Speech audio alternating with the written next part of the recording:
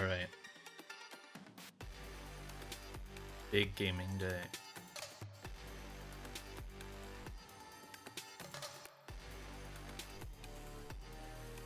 Post this. Okay.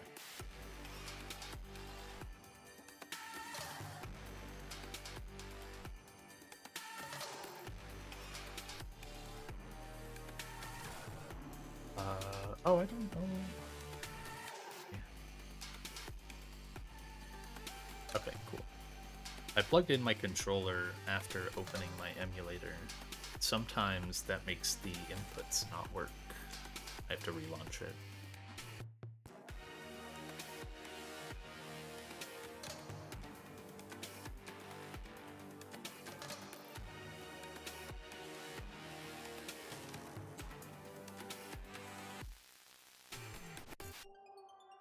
Alright. Before I do literally anything, I have done so much messing about with my Pokemon in the calc. Their levels are all different, all of that. I'm just gonna export and take exactly what I have and put it in the calc.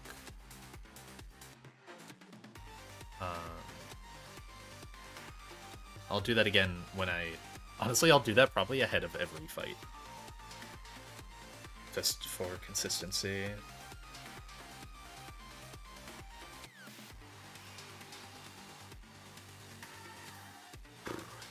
Alright. I haven't looked at some of these earlier fights in a bit. I gotta, like, recall what I'm doing. Oh, actually, one thing I can look at. So, repellents on... Yeah. Is it high tide? How do I get through here again? It's like... Should be, yep. You... And I'm safe. Yeah, okay, this is higher tide. I can kind of just explore around here. And hopefully get some of the items I missed. Oh, I probably can't get to Ice Room, huh? Almost definitely not.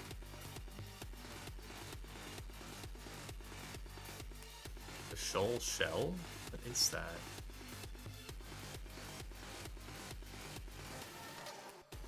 It's not the Shell Bell.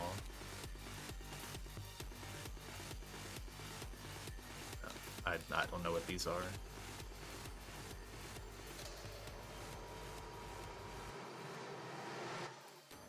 There's the rare candy. Okay, I can tick that off.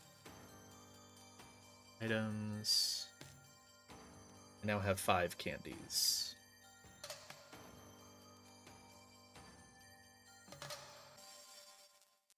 I guess I'll need to come back here on this the Heal Pulse TM. I'm gonna skip the song because I know it's gonna get my VOD fucking muted, sadly. All the near stuff with vocals has been getting my VODs like muted on YouTube. Heal Pulse TM. There are other TMs. Breaking Swipe. I need Ice Room for that. I know I have access to like the Ice Gem. I don't need any of these items right now, but it would be nice to just get. I'll have to come back here, figure it out later. Maybe if these gyms take me long enough, I'll be able to come back and the tide will be different. Because assuming it's tied to my PC clock, I was able to get in at low tide earlier last time. Or like later in the day.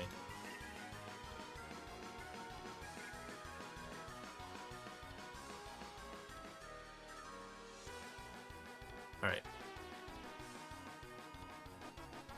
We're just gonna roll into the fights.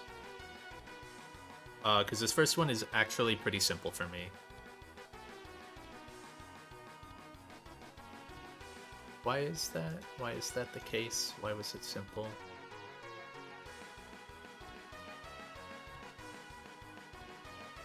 Oh, yeah. Beedrill moment. Alright. Togedemaru, Kecleon. Where's my Toge? I just saw it. I need to turn off the Oko colors. And turn off range compare. I don't need that anymore. It's using that to check one thing.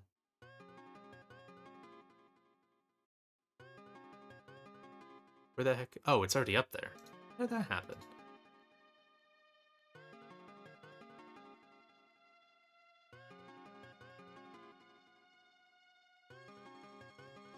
Alright, so I only need 4 Pokemon for this fight. I will obviously be bringing backups, but... and for the most part, I can leave everything as is level-wise for this fight. Yeah. 79, 81.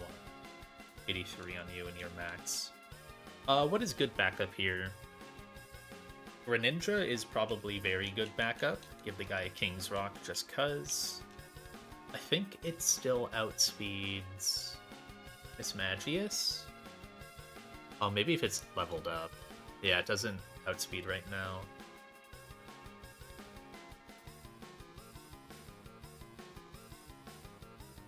Escav is a very good Gardevoir backup. And... Escav can probably take a hit from Metagross if I fuck something up. Hello, LMJax. What else is back up here? I'm already using Bolt. This fight should be simple. I guess it's always... The answer is like always Corv. Maybe it isn't here.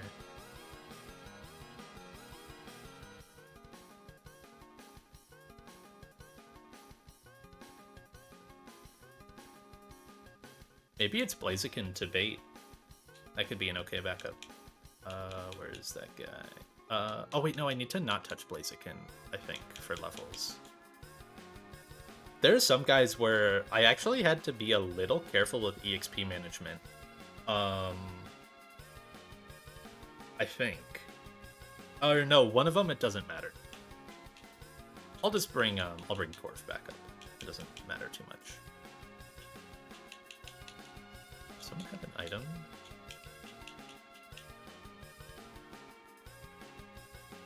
No. Okay. So, Dragapult gets the Dragon Fang. Oh, I did get the Ice Gem. I didn't think I got it. I can't move items in here. I thought Ice Gem was in the Ice Room. I never went in the Ice Room.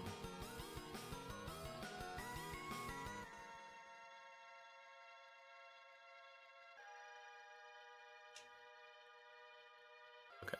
Toge just needs a Citrus. And Kecleon gets a Citrus.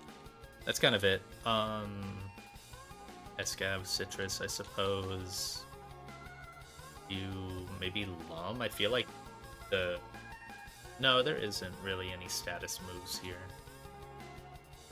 Yeah, Ice Room has the Tutor and Breaking Swipe. That Breaking Swipe, that would have been so fucking hyped for my Tabitha 2. If... Man, I still think about that Tab 2 line I had, and how clean it would have been if the Breaking Swipe TM was available. Alright, Polton slot 1, Beedrill slot 2. Speed here. So Beedrill is 277. Oh, it didn't re-export Mega Beedrill. Okay, that's important. Do that. Didn't alter my Megas level because they are not technically in the export thing. This is my Pidgeot. So I don't mess that up. Pidgeot is 81. Right.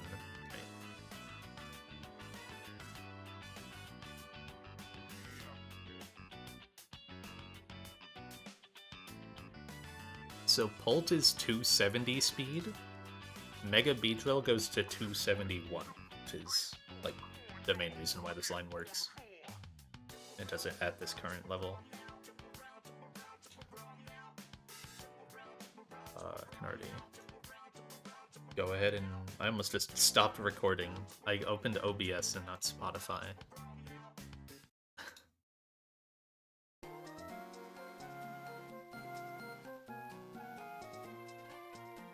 Alright.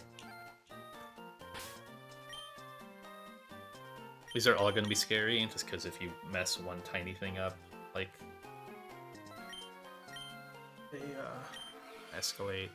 Dragon Fang. Beedrillite. Citrus. Your moveset doesn't... Oh my god, wait. Oh, yeah, I almost just fucked this up. I thought of moveset. I need to teach a TM.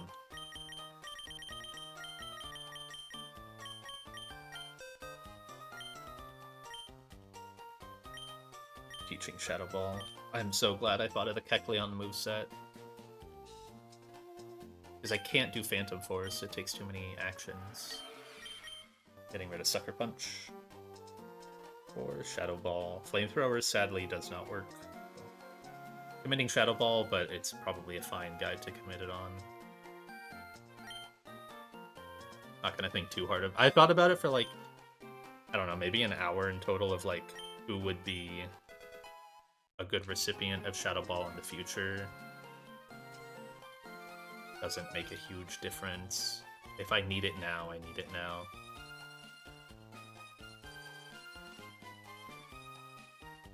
Is that gone? And I will update that in the calc. Shadow Ball. Yes. Alright.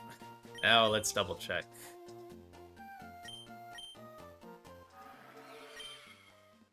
Dragon Fang. So Shadow Ball. Dragon Fang for darts. Shadow Ball to finish Metagross. Beedrillite, level 83. Yours doesn't really matter. You just need to be the right level in Citrus. Right. First of, what, 7 fights today? I guess I can get left guide. I should be saving in front of all of these.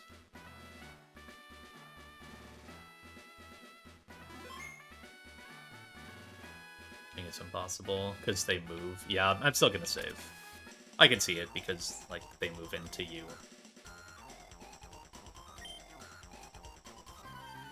Isn't it something where, like... It's like you have to enter... Yeah. Yeah, it's something where that, like, one trainer renders on, like, a different frame than the other in some way. So that only happens when you enter a route in, like, a weird spot.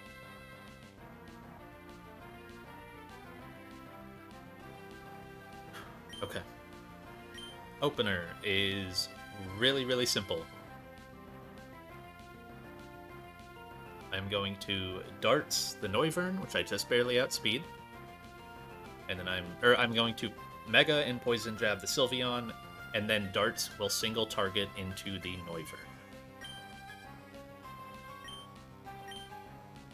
Mega, Poison Jab, Sylveon.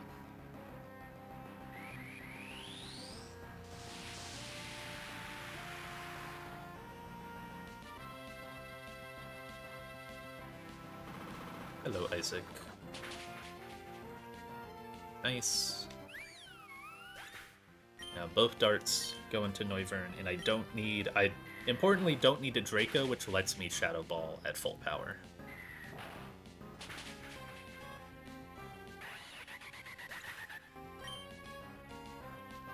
Okay. This will get Mismagius, not Gardevoir, and Metagross.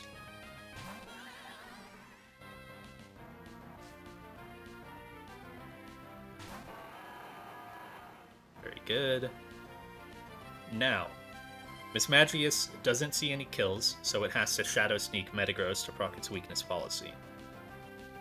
Then, Metagross doesn't get like a speed boost or anything from this, and it doesn't see any prio kills. I don't know if it sees... It might see like base kills.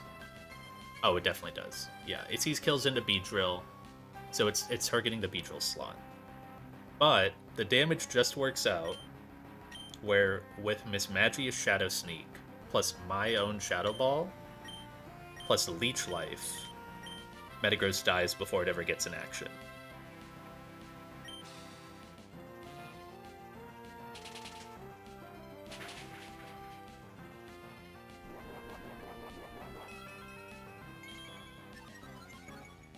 And this is exactly why I needed Shadow Ball.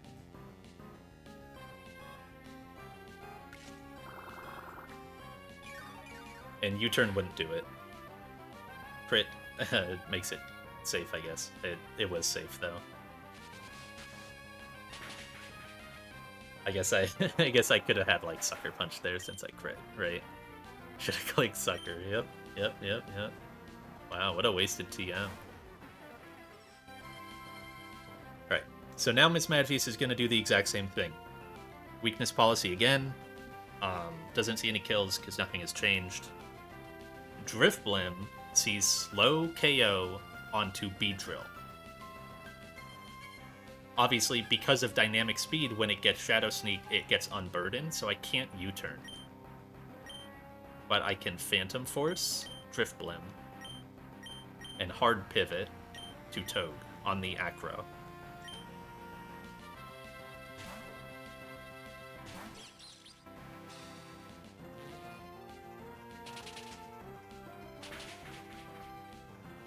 Does a lot, and then Phantom Force will do the rest afterwards.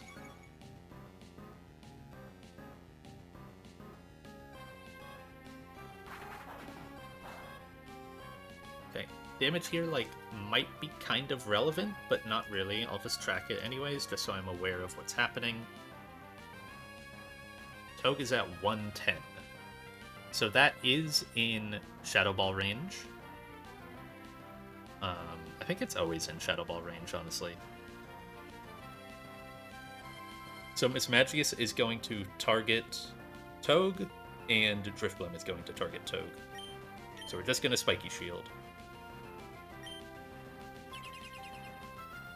Drifblim's attack will go off, and then Phantom Force will kill it, and Miss Magius will just clank.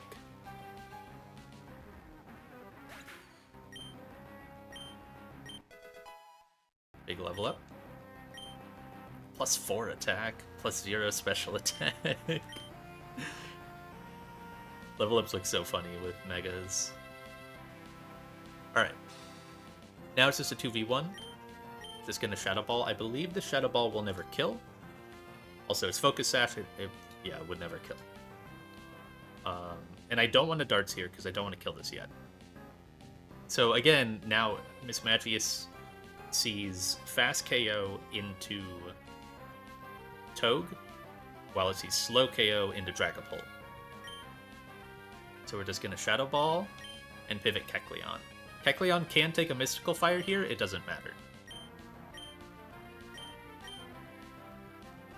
Certainly are not killing. Yeah, my darts wouldn't even get close to killing anyways. Very nice. Probably saves me a Citrus. Now, I'm going to do something important. At this point, Miss Magius doesn't see any KOs onto Kecleon. It only sees slow KO into Dragapult, but it also sees it's dead. So I believe... Yeah, it's exceedingly likely to Shadow Sneak here. That's completely fine. We're going to Phantom Force Miss Magius. And then we're not going to Sucker Punch. Because if I Sucker Punch, it will fail on Shadow Sneak, because it's slower prio. So we're going to knock off to kill the Miss Magius. This does like 20%. It's totally fine. Yeah, setting up something fun at the end here. This is what lets it like really be a 4-mon, otherwise I would probably need something to help kill the Gardevoir, but or just get Beedrill back in, right? That would work too. But yep, now Dragapult is going to just slam its Phantom Force into Gardevoir.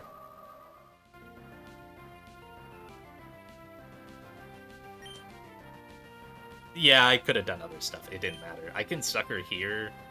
I think it should never see any KOs on Kecleon. Yeah, Kecleon never dies. I can just, I think, Sucker here, but the Phantom Force one taps it. Nice.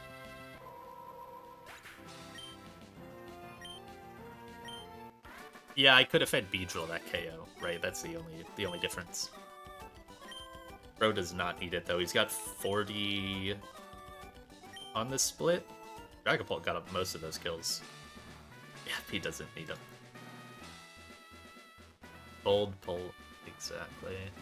So you got one. Holt got Noivern. Then Holt got the Metagross. Holt got most of those actually, right? Holt got Metagross, then it got Drifblim.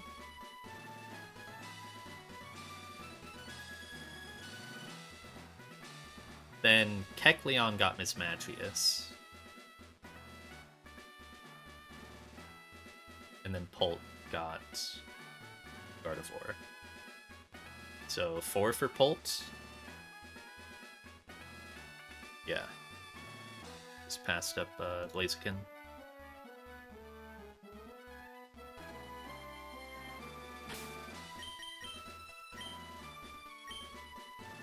Immediately save after every fight.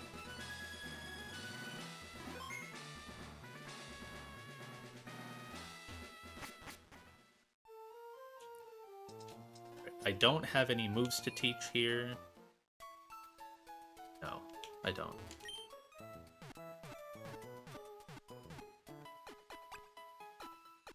Oh, this fight is so cool if it works. I really hope that this works like I want it to, because it's such a cool fight.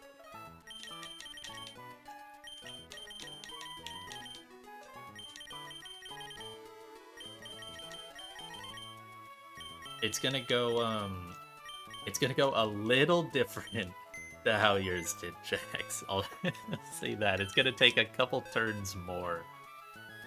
Maybe just 1 or 2 extra turns. So I need Blaziken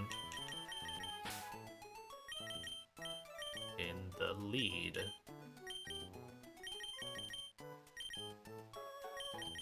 We are slot 1 Blaziken and then slot 2 Beedrill.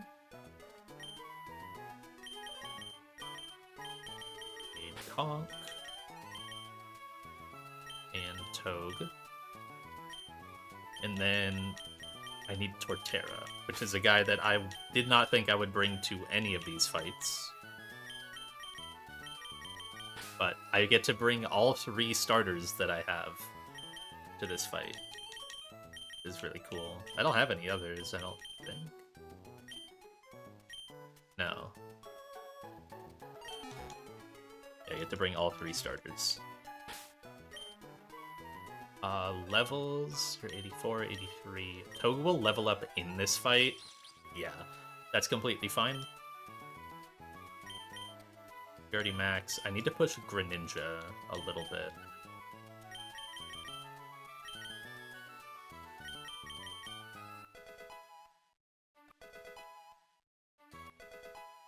Just to 82.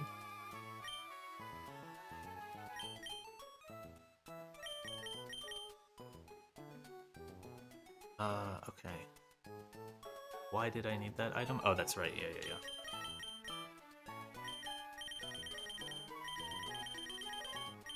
Blaziken gets Charcoal. He keeps its Stone. Hawk gets Flame Orb.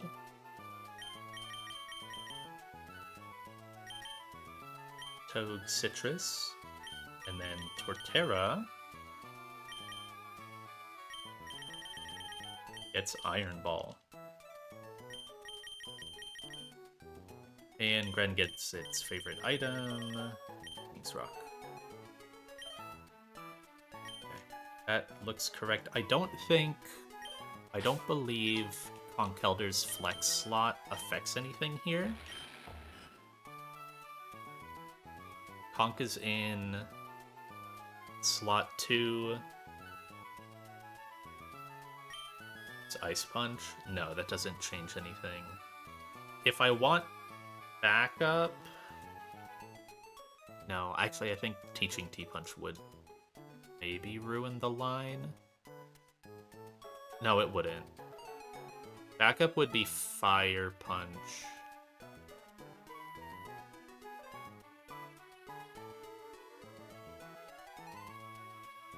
No. Never mind. Yeah, no, it's okay.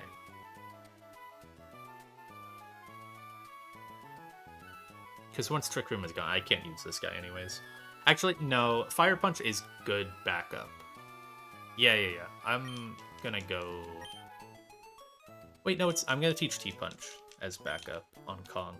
I don't need it, but if I need something to beat the Jellicent... I don't have a flyer. No.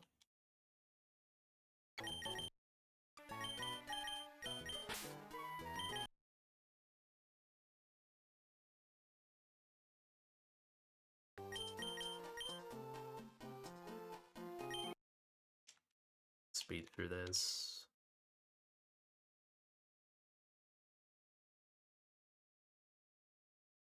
Yeah, it would be T-Punch.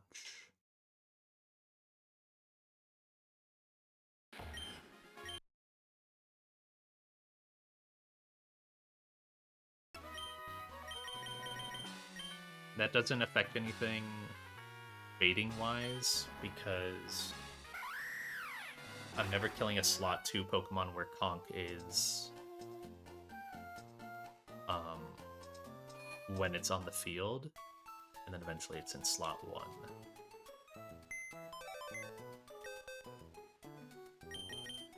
At that point it's a 2v1, so it's fine.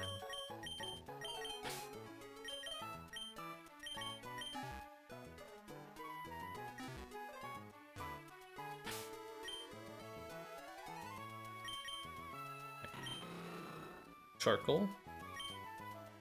All your favorite moves. Hydrolite. T-Punch, Flame Orb. Not worried about Conk XP. Citrus Berry. Yep. Torterra Iron Ball. Yep. King's Rock Grand level 82. No moves to teach.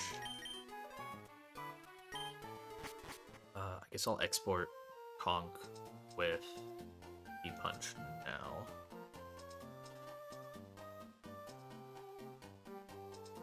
And I will export Gren at level 82. And Beedrill at level 84. Those are the only level changes that have occurred so far. Make it be level 84. Blaziken, Base B, Mega B, Conk.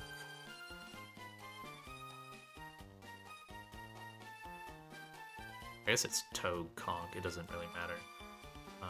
Torterra and Greninja. Okay.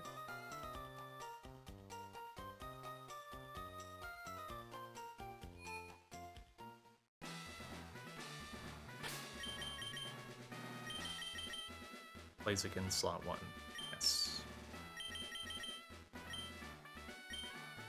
I'll want to see P2 in slot 1. Jax, do you remember how many turns your fight was on this one? 5? Bro, that's nothing. Get ready for double that.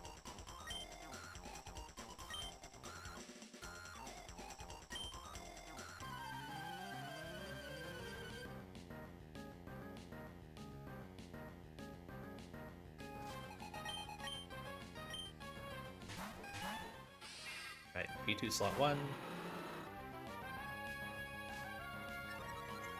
Attack boost. Very good. Both these guys have higher SpDef. So, turn 1. This guy wants to set Trick Room. Really, really bad. Doesn't see any kills onto Beedrill because he got the attack boost, and it doesn't see any kills onto Blaziken. Berserker sees... So it sees slow KO onto Beedrill right now with Iron Tail. But Blaziken is showing fast KO to Berserker. So Berserker's fake out on this turn is like plus 20 or something to go for. So it's going to fake out Blaziken, and then Porygon is going to set Trick Room. Blaziken is only here for this turn 1 bait. I go to Togedemaru. And then B is only here to chip the P2.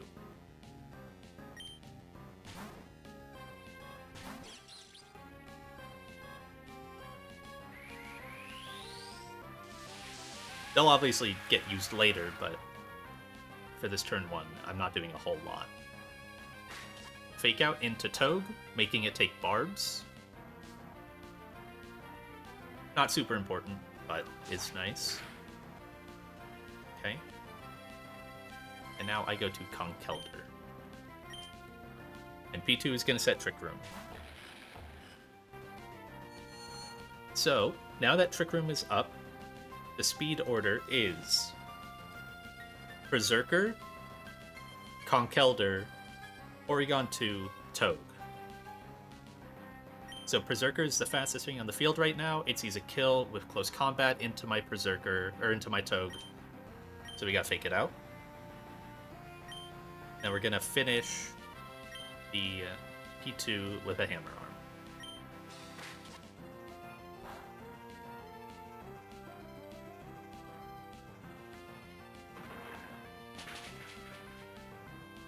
Good.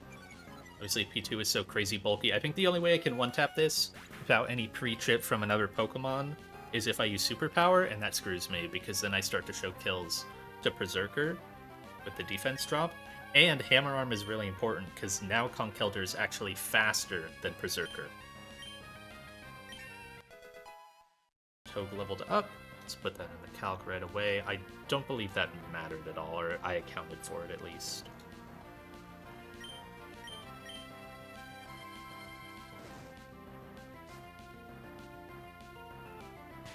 We get Jellicent. Jellicent currently sees fast KO with Hydro Pump into Togedemaru. And it sees, I believe, slow KO into Conk. Yes. It's obviously going to go for the fast KO. And Berserker also sees fast KO into Togue, so he does Spiky Shield.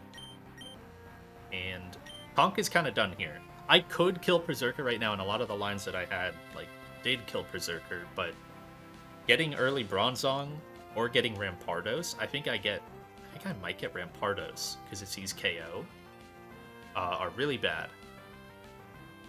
So we are going to pivot to Torterra.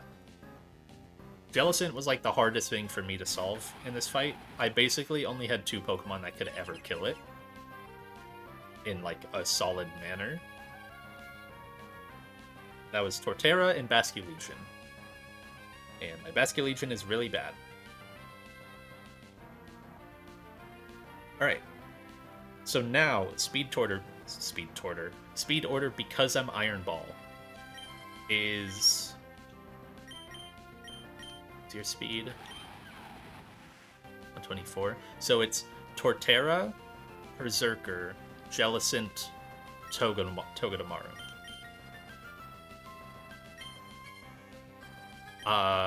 Togue is kind of screwed here, so it's got to switch out. We're going to switch into Beedrill. And now, because we're Iron Ball, and Torterra goes first, it will one-tap the Jellicent with Woodhammer.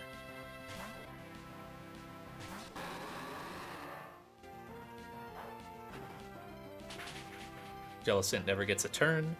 And then Berserker's just going to close combat into Beach Drill. You take a lot of recoil, which is really important.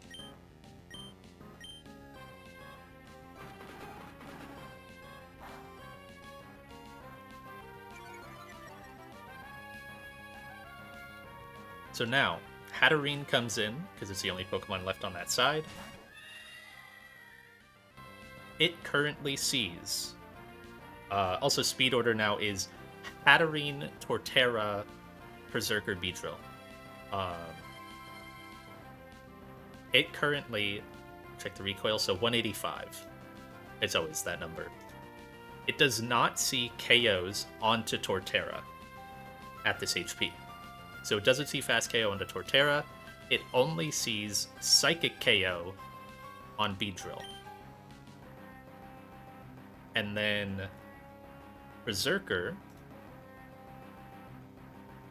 sees slow KO into Torterra, but it sees fast KO into Beedrill with Iron Tail.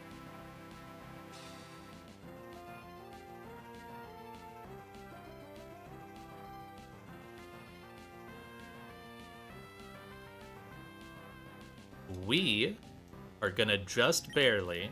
I almost scared myself there for a second, but thinking I did this wrong. But I forgot about this part. We're gonna go Greninja. And then Woodhammer the Hatterene. This is the final turn of Trick Room. Greninja just barely, at level 82, eats Psychic, and then lives Iron Tail crit. No crit there is really nice for consistency. Does hit. Okay, no crit. And now Trick Room is over. So now speed order is Greninja, Berserker, Torterra, Hatterene. So we're gonna flinch the Berserker, and now Torterra is faster than Hatterene and finishes it with another Woodhammer. Make sure I did that right. Fling, Berserker, Woodhammer, Hatterene.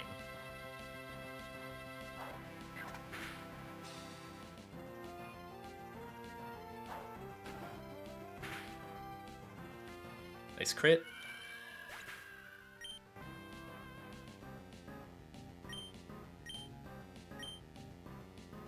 Alright. Now, hard 2v1. At this point, we're still not like fully out of the woods.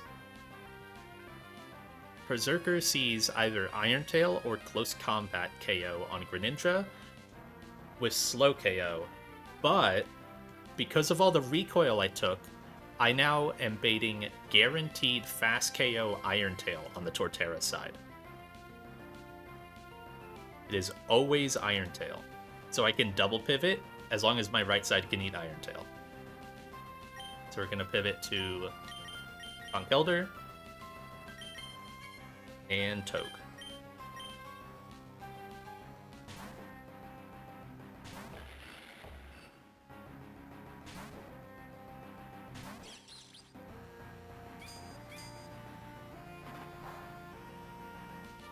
I'm gonna lose a Citrus, that's fine. This guy takes so much passive damage, but it basically none of it matters. Because now we're just gonna Mach Punch him, which I think would have always killed or always done like 80%. And now Pivot Blaziken. And this endgame just wins.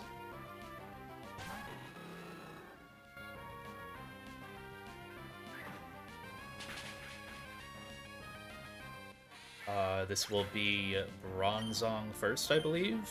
Because I think it should be.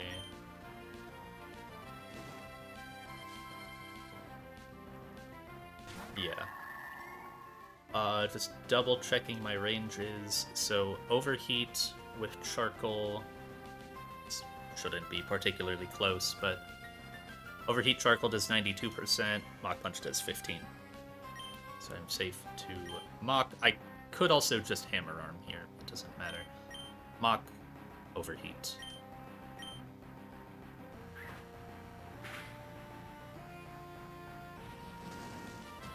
And now Rampardos last. Conkelder could almost... Oh, actually, that did way more. I didn't have it burned in the calc. Conk does way more. Conk could steal this Rampardos kill if it clutches up. Basically, if it crits.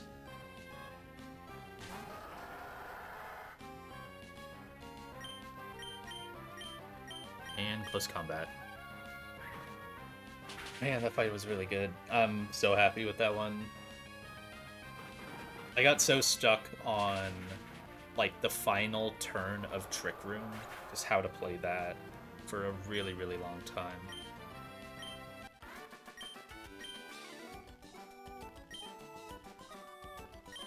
And I didn't think Torterra was, like, good into Hatterene, but it ended up being perfect.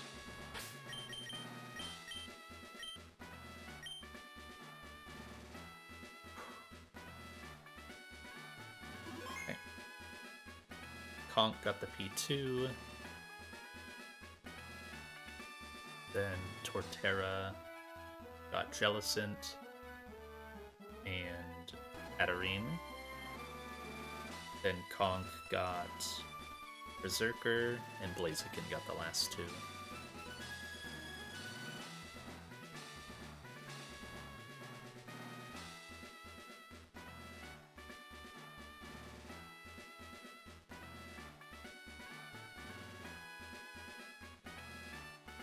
Did anyone level up there that I need to be aware of? Don't believe so. I don't think... You get really close, yeah.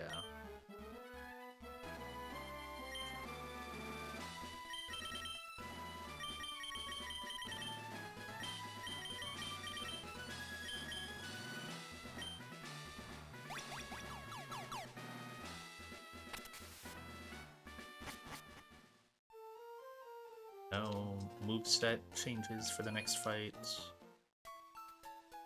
No.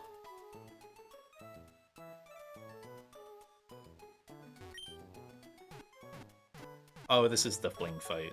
Yeah. I do still need Conk, Toad, and Gren. Can get rid of the others. Scuda. Bolt. Pidgeot.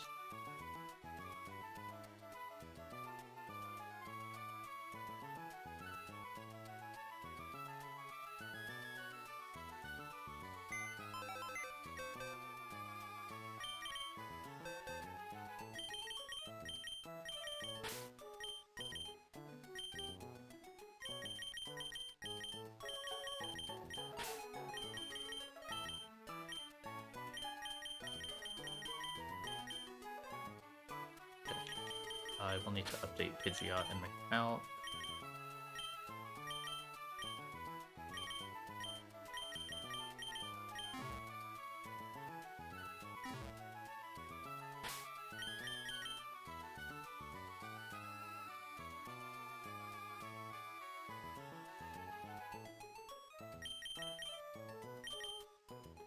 Alright, I need Barraskewda up to 85.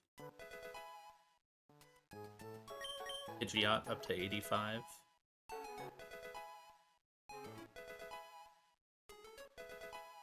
And that's it. Yeah. So update that. Barraskewda 85. Both Pidgeot forms.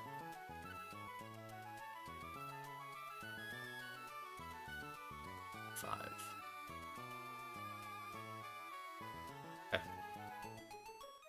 I don't believe Honk having T-Punch matters here at all. No, it doesn't. Its move doesn't matter at all here.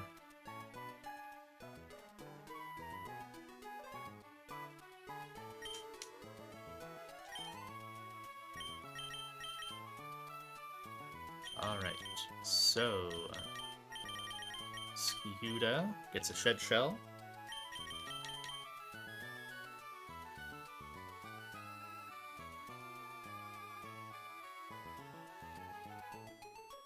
And... Holt needs to be itemless. do have your stone. Yes.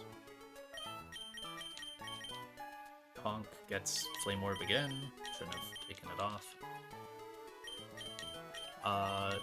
Togue doesn't really need an item. Yeah.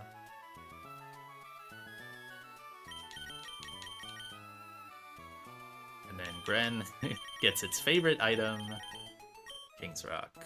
I have to buy more, I think. Didn't really think about that. I know I used one on TNL. This might be the last one. But I'll have to buy more eventually.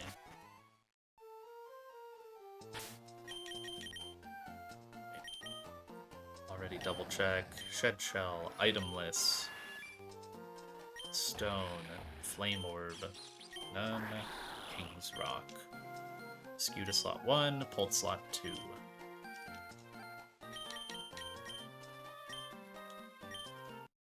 Once again.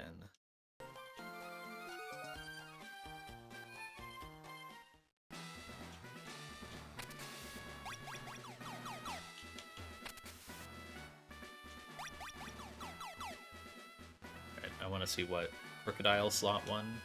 It does matter on this fight. Actually, does it? It might not. No, I might get Delphox early if it's the other way around. Yeah, I would get Delphox early, which would be bad. Rook slot 1.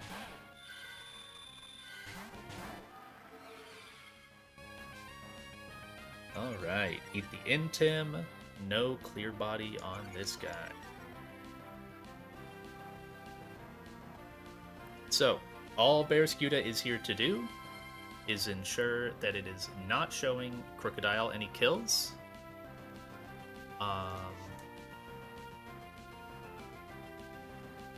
Oh, fuck. I'm showing 1 killing roll. Oh, I didn't know that.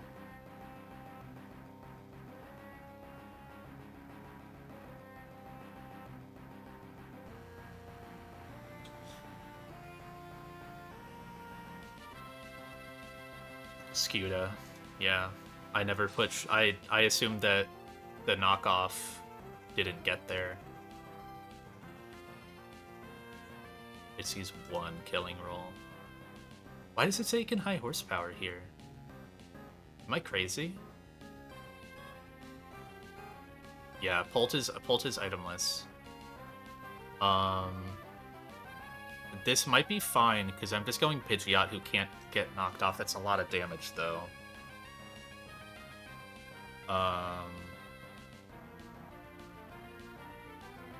Oh, it doesn't know about Fling AI? Okay.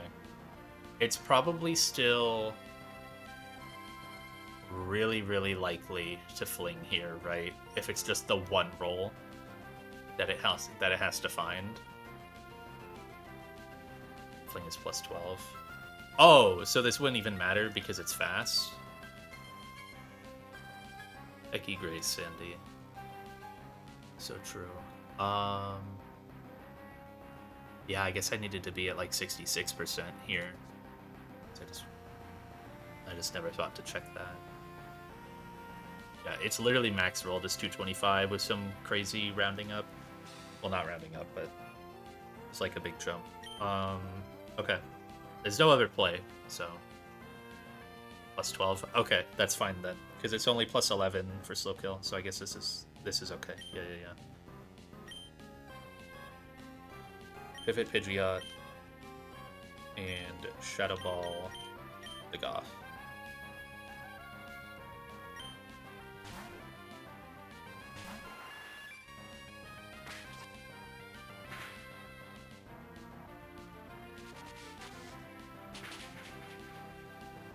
Good.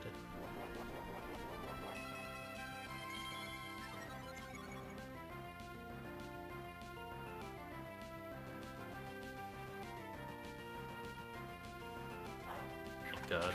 Okay. Didn't die. So I want to Mega and Roost. I need to stall a turn with Pidgeot here. And I still outspeed you at +1.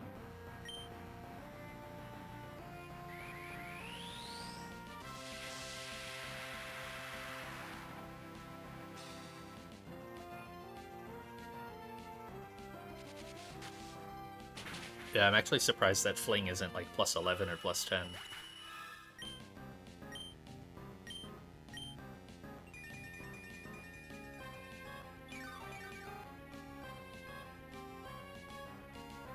Okay.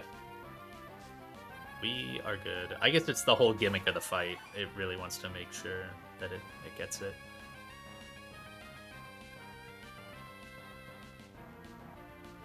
Yeah, yeah.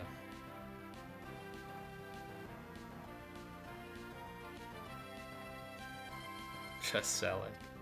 Yeah, they should have made it like Landsat Berry. Landsat Berry would be fire. And definitely not worse. Alright, Hurricane Venomoth. Draco Meteor. Rook.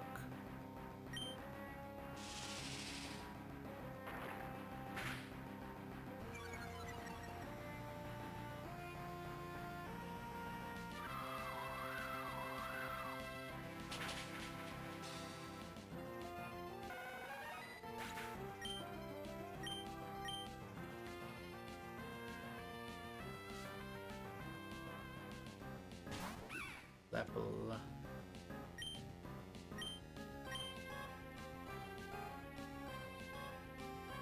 Hurricane the Flapple. And pivot to Conkeldurr. I don't care if it Sucker Punches this side. And if it Sucker Punches Pidgeot, that's fine at this point. Yeah, that is okay.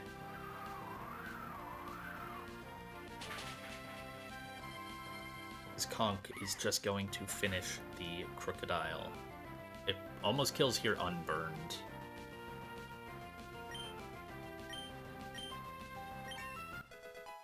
Big level up. Throw that in right away. Doesn't affect this fight.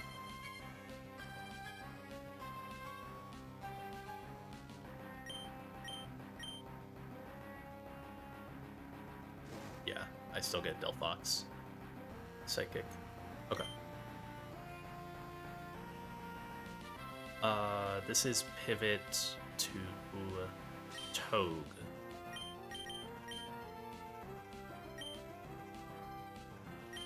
And Mach Punch.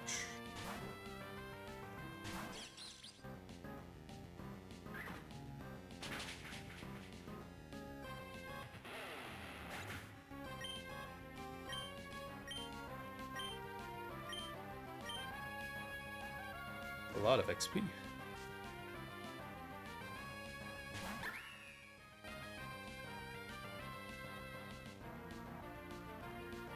So now Mienshao sees fast KO onto Togue with close combat. So it's just to guarantee what Mienshao did this turn.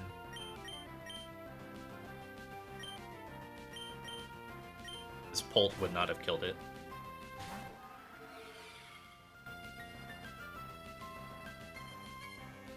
But Burned Hammer Arm will.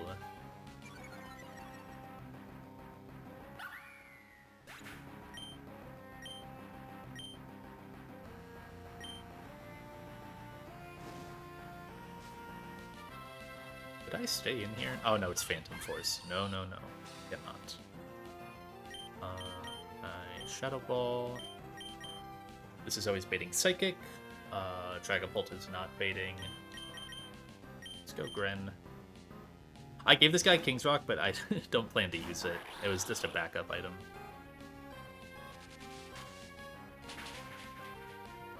What I do get to do here is I get to freely click Water Shuriken. And Greninja can try to steal the kill.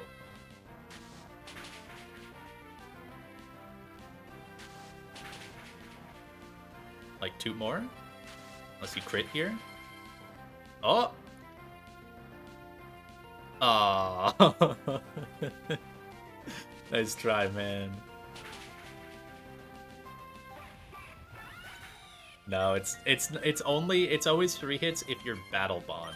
Or Ashgren? Yeah, one of them. Yeah, and it's stronger. Normal Water Shuriken is 2 to 5 hits and they're 15 base power.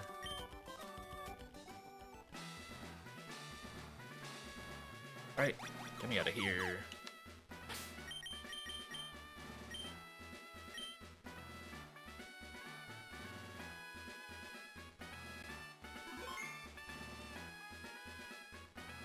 So that was Bolt, got Patel. Then Pidgeot. Where is my bird? Oh, there it is. Pidgeot got 2.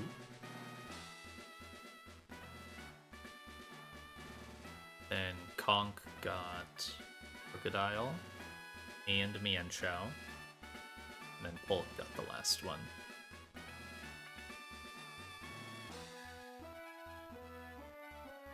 Conk up to 104.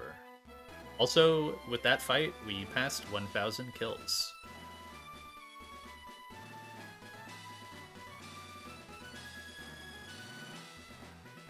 Up to 1,004. Oh, fuck this fight. Oh my god. Okay. This one's just gonna be like I'm pretty sure I have a good line. I use a Yaboka here. Even then, it's still just scary to look at. The next one too. Next 2 fights are probably gonna be the worst ones today.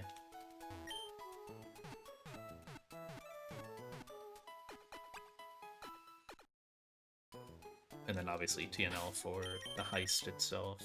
Just making sure I don't mess that up.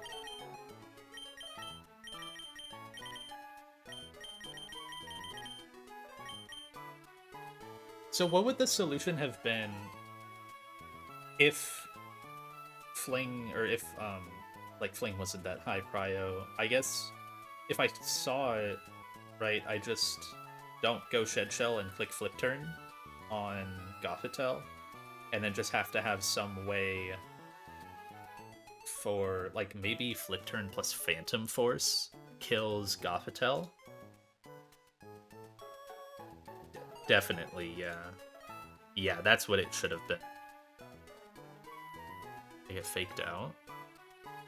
Oh, yeah. Yeah, I would just need a different lead. You're right. I'm sure I could find someone, I guess. It shouldn't be it wouldn't have been too hard. More compression in the back.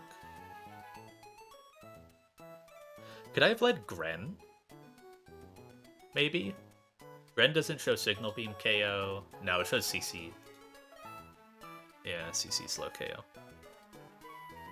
But, like, that still would have worked in theory, because Fling is like that. Yeah. I could have done, like, Gren. Like, Scudo was fine. Just in the case of worrying about if the AI was different, basically, but obviously it's not, so the Scuda lead was fine.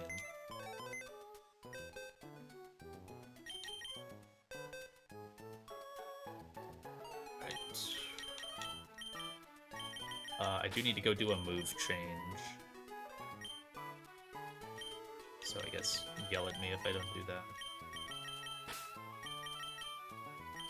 Udra. Torkoal. And Mag.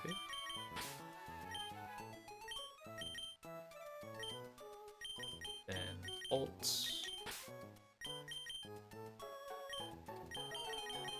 And Beezus.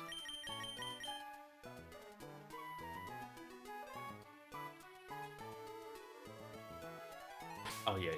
I was worried about something, but that was on the other line I was trying to cook. I was trying to rework this and I just couldn't get it. because of the randomness from the Gyarados. Alright, so the important thing here, and actually I should have calced this out.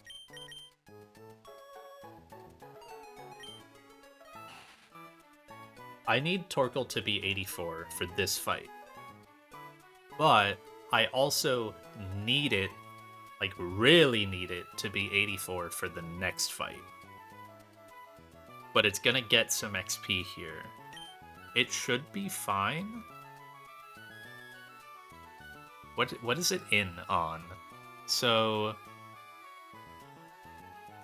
Torkoal is going to get XP for Meowstic, Conkeldurr, and Gyarados.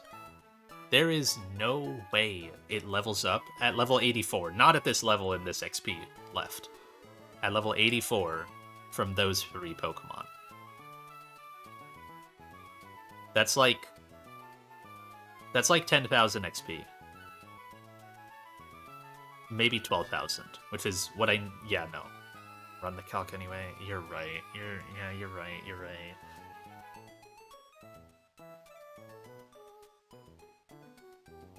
Meowstic. I need my phone calculator to do this.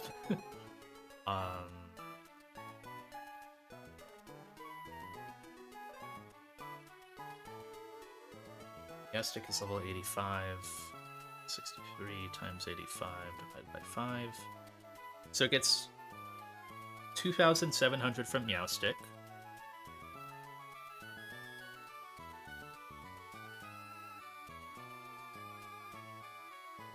It gets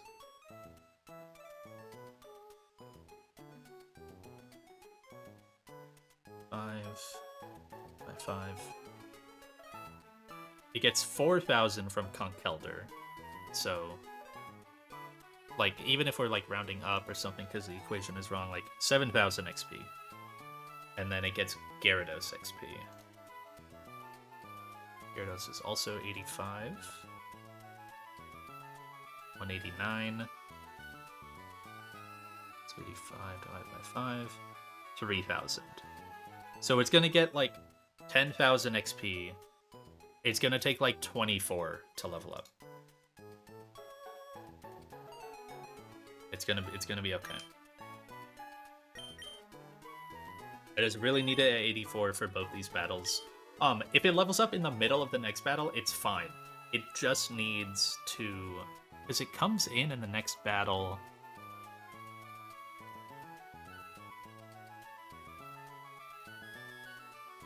Yeah, because it's only... I'm not even staying in for more than a turn on Torkoal. It's there for 1 turn. So it's just that 1 turn I need to guarantee. Uh-huh. Yeah, that'll be fine. Alright.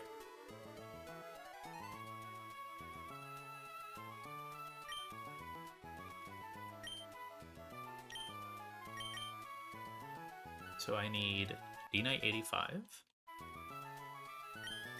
You at 73. So Mag up to max. Then you up to 84.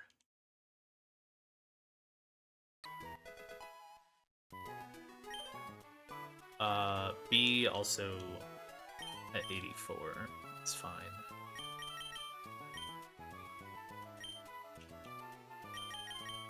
D-Knight Muscle Band.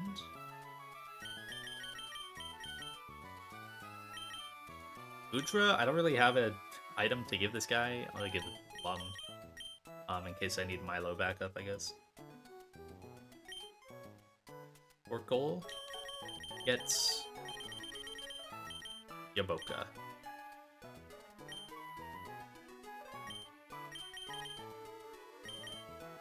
And Magnezone gets a Citrus.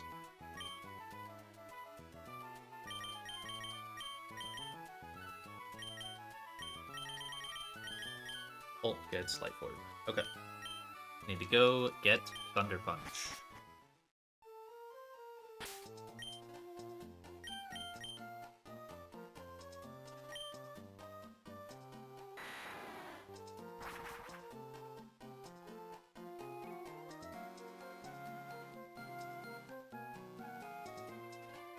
Trying to throw my mons up in my calc while walking. D-Knight, Udra.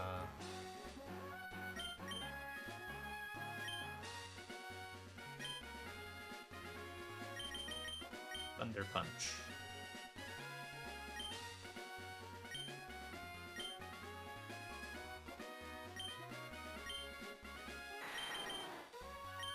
Over Brick Break.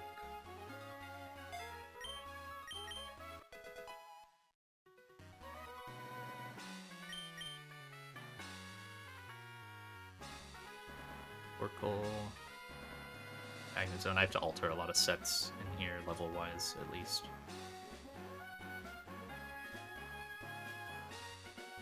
So, D-Knight, level 85, with Thunder Punch.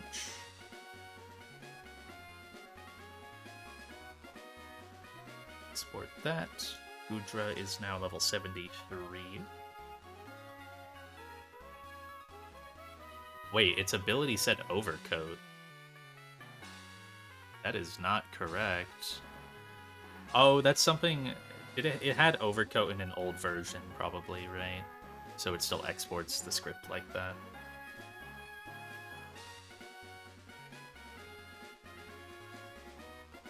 Torkoal, level 84. So I know that's the case with, like, Dark Aura Zoroark. Magnezone up to 85.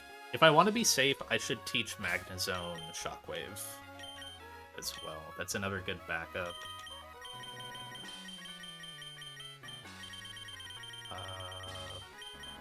I don't have a Shockwave TM.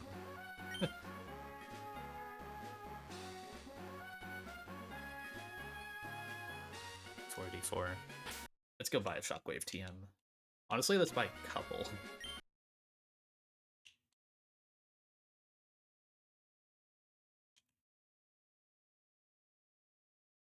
Nope.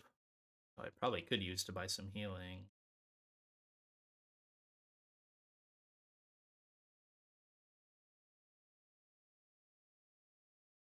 Nope.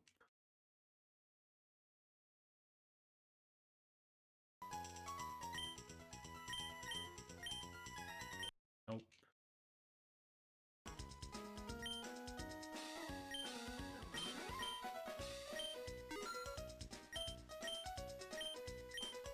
Extremely speedy and unavoidable attack?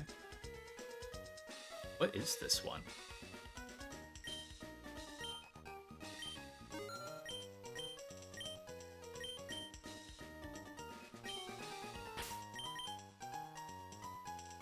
TM19? Aerial Ace. I mean, I guess it's... It says speedy.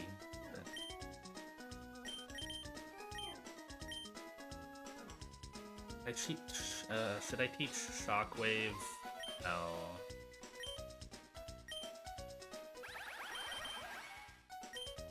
Get rid of Thunder.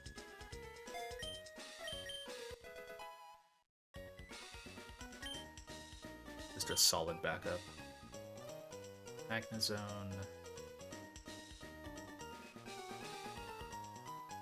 Shockwave. Okay.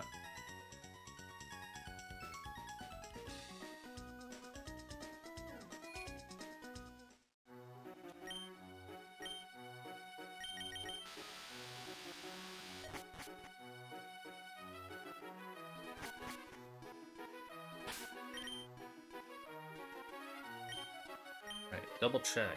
Level 85, Muscle Band, E-Punch. Level 73, Lumberry. Level 84, Yaboka. 85, Citrus, Shockwave. Dragapult with Life Orb. And Beatrill.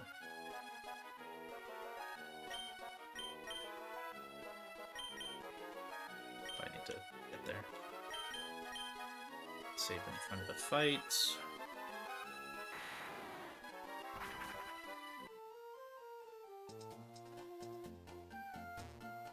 Thanks.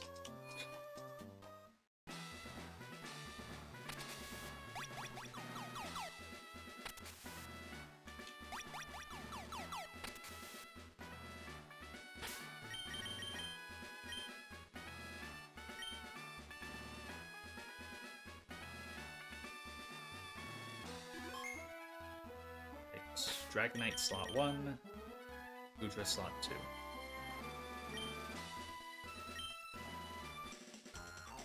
Alright. Honestly, probably the two hardest TNL gym fights here. This TNL itself is... I mean, it was hard to solve, but I don't know that it has variance. This one has little bits of it. Yes, it's slot 1. Good. Alright. Turn 1. So, the important thing with Goodra is it doesn't bait any kills from Meowstic. So, it's going to be taking... And D-Knight doesn't.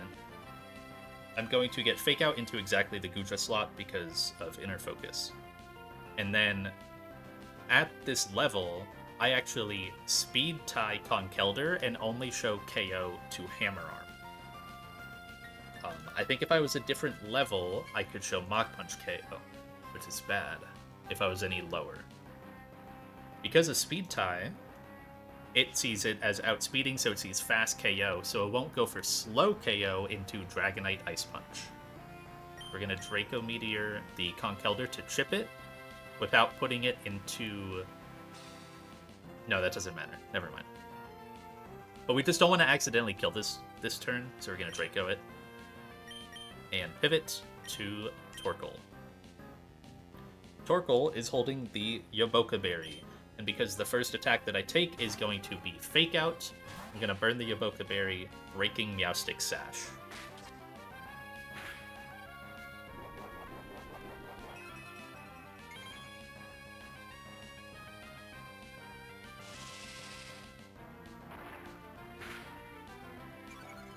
Big chip. Now -2. And it takes a Hammer Arm. What is my Torkoal's HP? 76.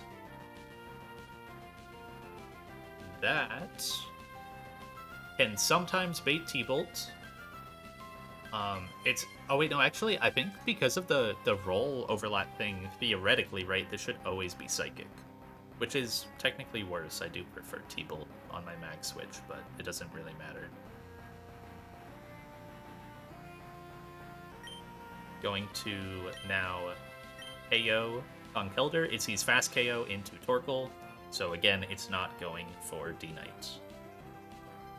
Dual Wing Beat and Protect, because I'm baiting KOs from both sides.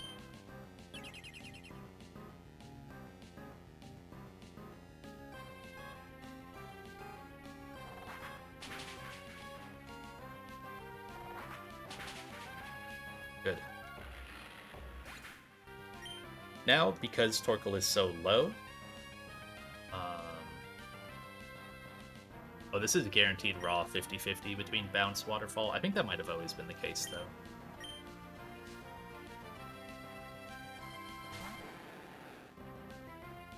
Just get Gyarados. Don't get Intimed because of Inner Focus. Gyarados is faster than my D-Knight, so I do have to take an attack. Even though I'm plus speed D-Knight. Going to T-Punch, and then pivot to Magnezone. Ideally, I see Bounce here. I don't care if it hits or not, it really doesn't matter. But Waterfall is just a little more damage, which is maybe a little scarier. It's Psychic. No drop, and Bounce. Don't care if it hits or not. It's fine. And down goes the Gyarados.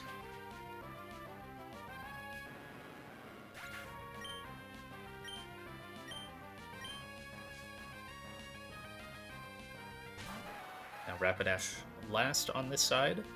It currently sees... It does not see fast KO into D-Knight by just a couple %. This is why I couldn't go Life Orb, because then it would see Play Rough.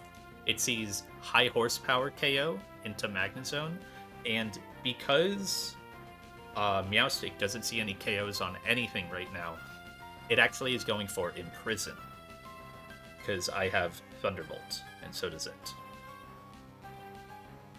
So I'm going to dual wing beat the Rapidash.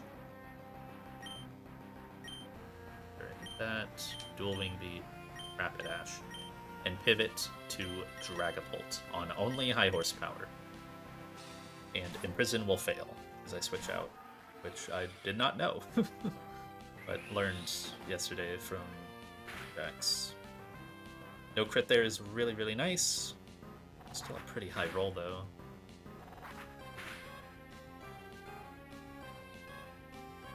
Oh, that's a really bad roll. Oh, shit. That looked really bad. I don't have the ruler in that spot. That looks fine. I don't know. So E-Speed Muscle Band. Oh, that looked really low. These are not guaranteed kills. That's what I'm worried about.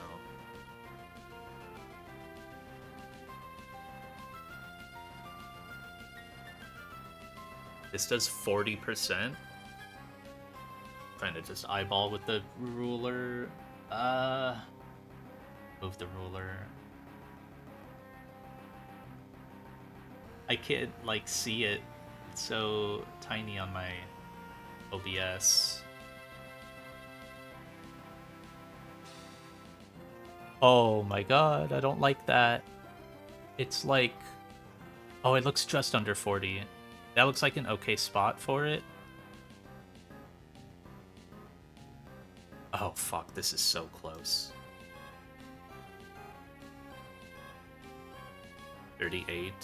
Yeah, I mean, I don't have another play.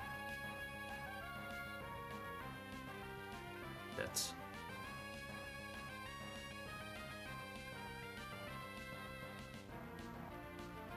Okay. You gotta kill this man. You really, really have to kill this. I am Muscle Band, right? Like, I didn't fuck that up. Okay.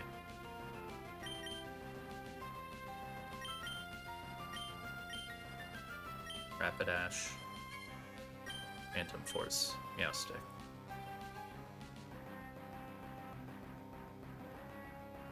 I think it actually technically could be savable if it doesn't kill because I'm Phantom Forcing here. But it's really awkward. I might have to risk some stuff on, like, Milo. I think it's savable if you don't kill here. Okay. Jesus. Yeah, I'm a little out of position, but it's a 2v1 and it should be savable if it gets there. This is Psychic into random move, or random slot. I guess it went for that guy. Now, Sash is broken. Phantom Force. Yeah, it would just be a turn behind, which I think is savable against Perugly, who I get next. I get Perugly, I believe.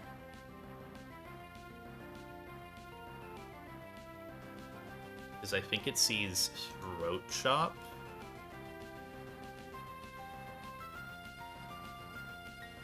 Oh, no, it's D-Knight. Yeah. Who comes in on D-Knight? It depends if D-Knight got hit there or not. Because it's at full, I think I get Milo, which is bad. I want to be set up for Milo. That would be really, really rough. But maybe savable? The problem is my D-Knight is slower than Milo. Alright, all I'm doing here... Meowstick is slower than Pult. Pult will finish it off because it's Life Orb. And I go to B for free before this Psychic.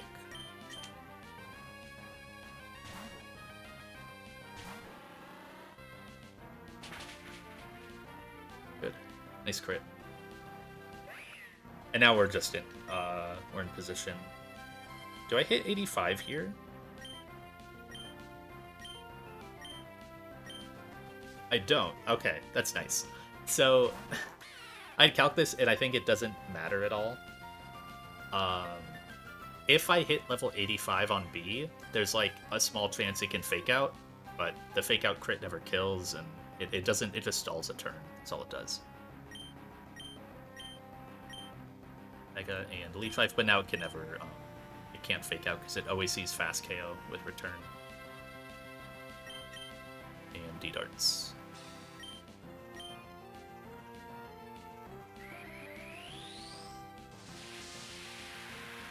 And this will just kill the last two.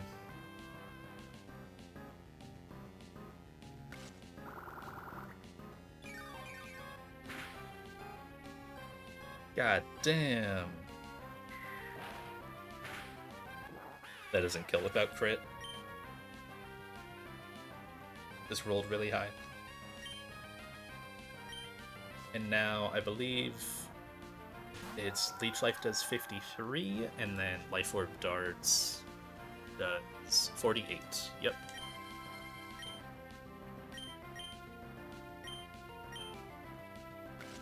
Nice.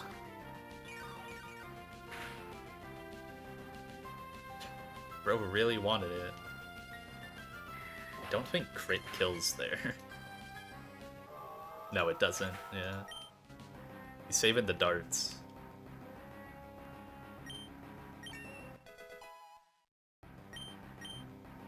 Now I hit 85. That is completely fine. I'll put it in the calc, but I think I planned to always be at 85 for the next fight.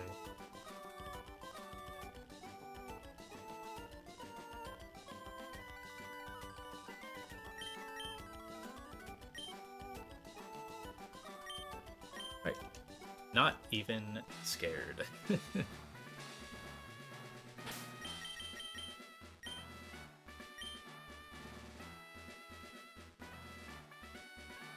I really hope that the strat I cooked for this next one works, because I cooked it today, and it's just a weird, iffy middle game.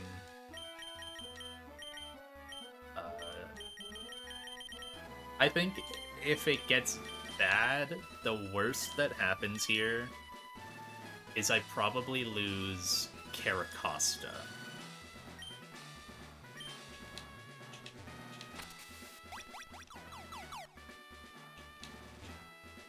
I think that's all it, like, I think that's where it would, like, get to.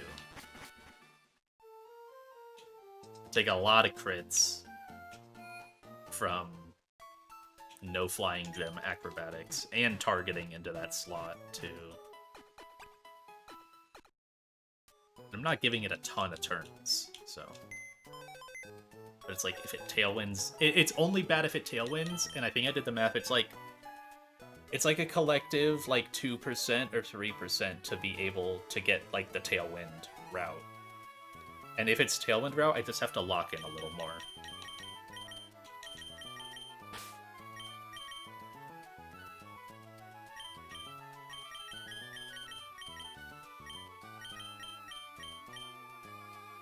Someone holding their item still?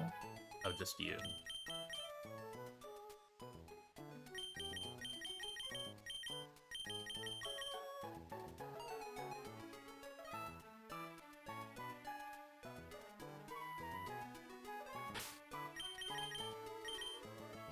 Blaziken. So yeah, I originally had a line that I believe was, like, entirely riskless, but I am fine going for this. Where I sacked my Avalug. I made it into a Hisuian Avalug and just sacked it on, like, turn 2 or 3. But Pokemon are valuable. Should be able to save the resource of it. I guess the trade-off of, like, risking Caracosta life to save a maybe not great Mon isn't, like, the best on paper, but I'm alright with it. I do need to change some levels. Why is Blaziken Citrus here?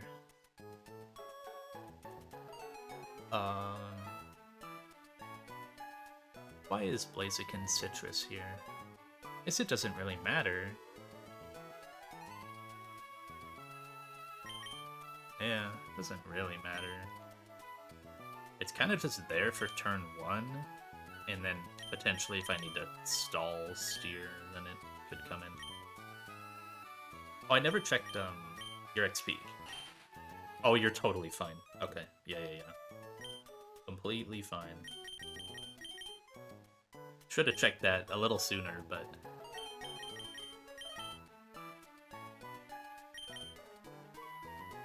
The one downside to this, and the reason why it's Caracosta being risked a little more, is I can't give it Citrus, I have to give it Life Orb.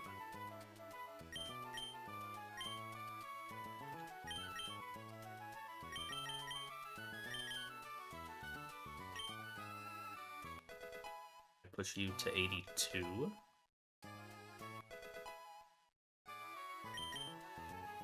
And then I just go ahead and max these guys.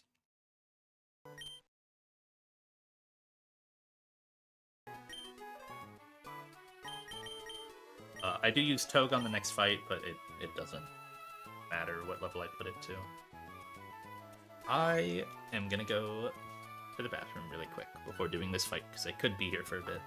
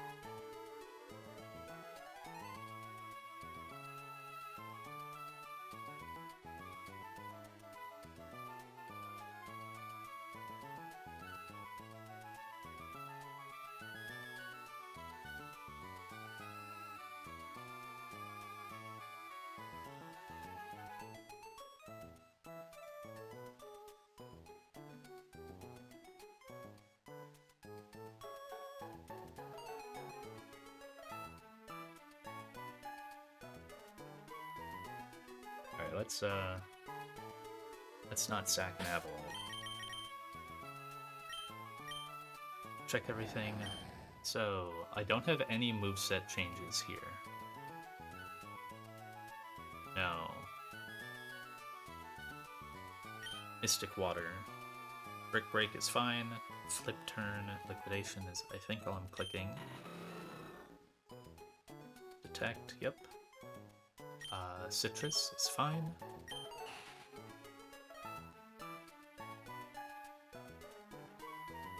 Torkoal, level 84. Citrus. Yeah, it was Citrus. Yeah. Okay. Citrus Togue. Doesn't really need anything else.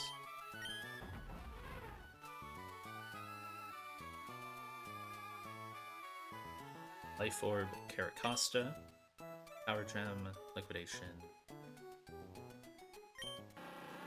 and Mega B. Slot 1 Bara, slot 2 Blaziken.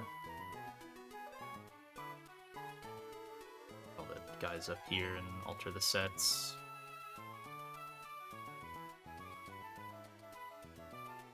Scuda, Blaze, Torkoal.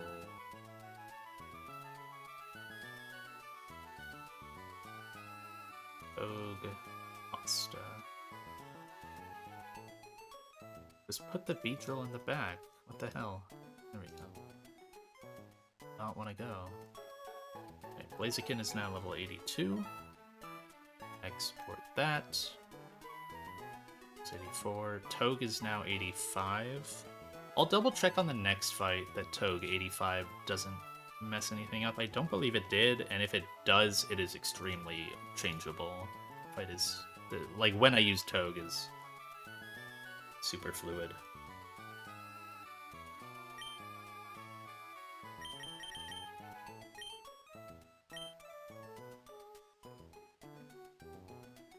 I am way too scared for this fight.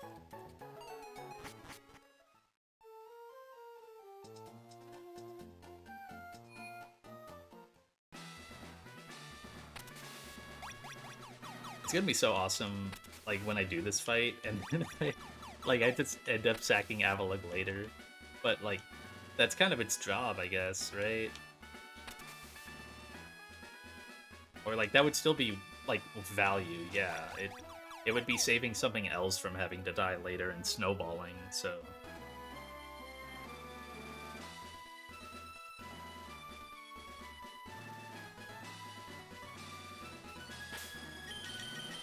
Yeah, by like Victory Road-ish, maybe Erratic Weather, just having those guys that you can kind of throw out is very valuable, because those fights get really, really tough.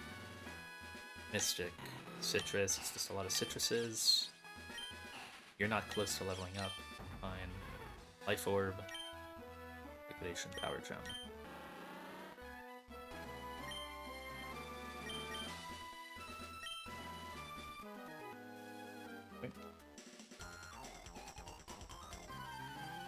Did not get left guide.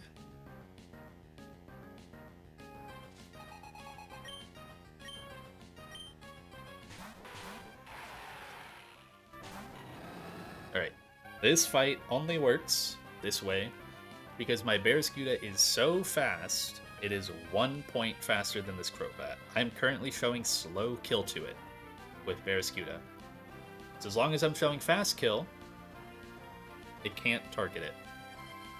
And with Mystic Water, I don't care what Excadrill does. Get that right. Liquidation, Exca, Protect.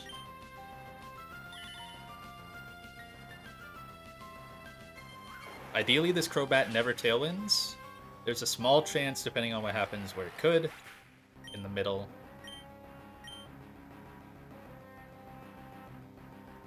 We're just gonna show it KOs for a bit. We get Metacham.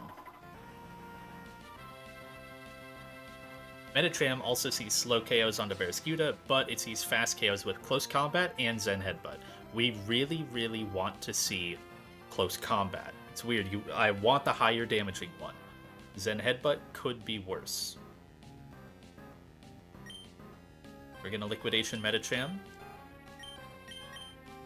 Torkoal, at exactly level 84, always gets its Citrus procced from Acrobatics, and that will let it take Close Combat or Zen Headbutt. It lives max roll Flying Gem Acrobatics plus max roll Close Combat on 1 HP.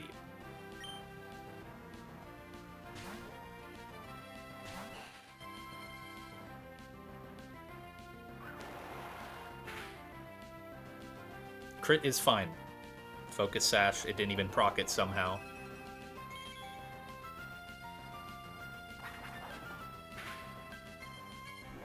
Citrus?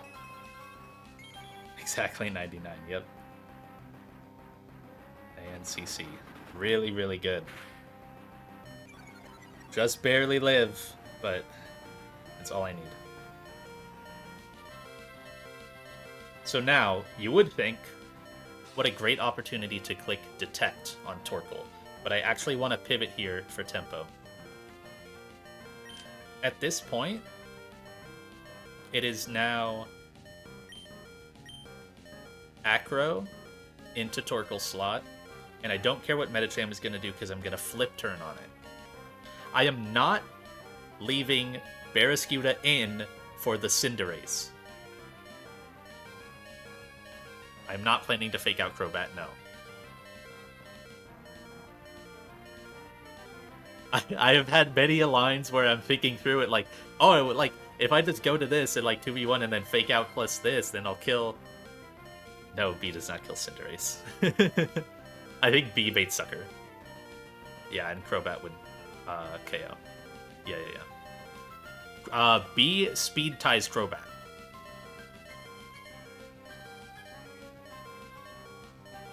But yeah, it would have fast KO on base B. We are going to flip turn on Medicham, get the kill. Liquidation plus flip turn always kills, even if I didn't crit off low rolls. And then because this is always Acro, how do I want to do this? Yeah, I want to go... I actually have options here. So basically, the setup here is... Let me go back. We're gonna double swap, get Togedemaru and Caracosta in. The reason why, like, this is a part where now I can kind of be a little more fluid with things based off what's happening. Toge can now... Like, I can guarantee what slot Crobat is attacking into. When I was calcing, I couldn't. I now know that it is... Oh, wait, no, actually, I take this back. No. I need Toge in slot 1, no matter what. Even if I want the Barbs, I need Toge in slot 1. Okay. Flip turn Medi. Pivot. To Costa. And I'm going to flip turn to Togedemaru.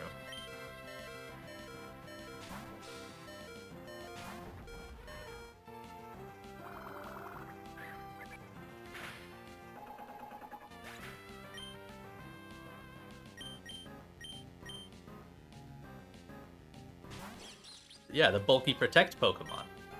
That's why we brought it in, because it has Protect. Okay, no crit there is very, very important. Now it's Cinderace last. So, in order to kill the Cinderace, I could have just used Barraskewda.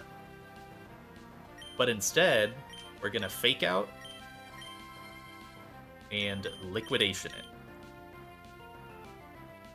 At this point now, this is where it gets a little weird. Crobat can do whatever it wants. So we have to be very adaptive. Screech? Can't I detect?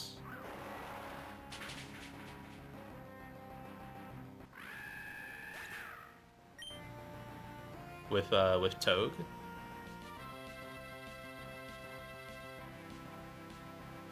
What KOs did Cinderace have? I think it could Sucker... Oh, okay. So if Toge took the Acro coming in, then it could be Sucker.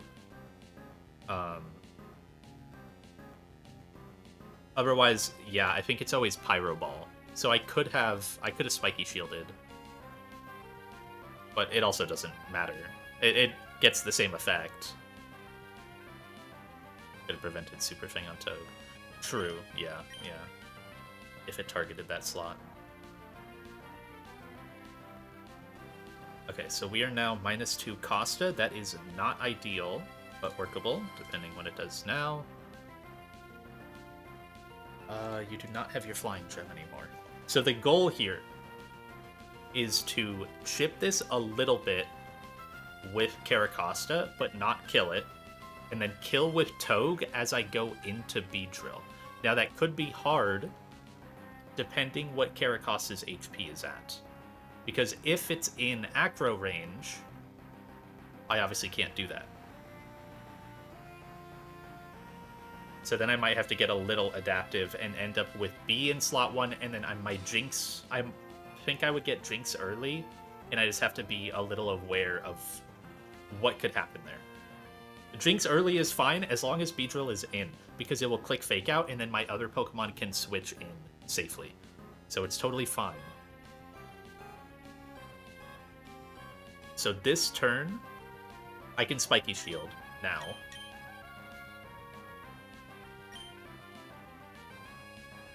And then Liquidation. Liquidation will come nowhere close to KOing. And then Zing Zap will do all the rest of the damage.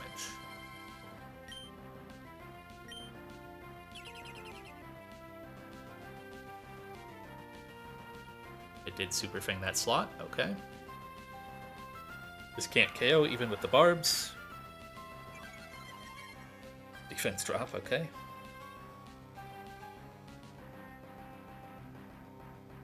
I am not low enough, even though I'm -2 for acrobatics. Even if I had Flying Gem.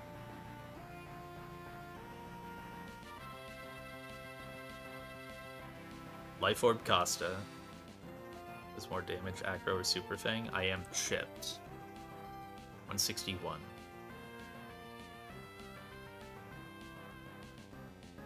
Oh, it can Acro on me. You're right, yeah. Super Fang does 80 right now. Okay.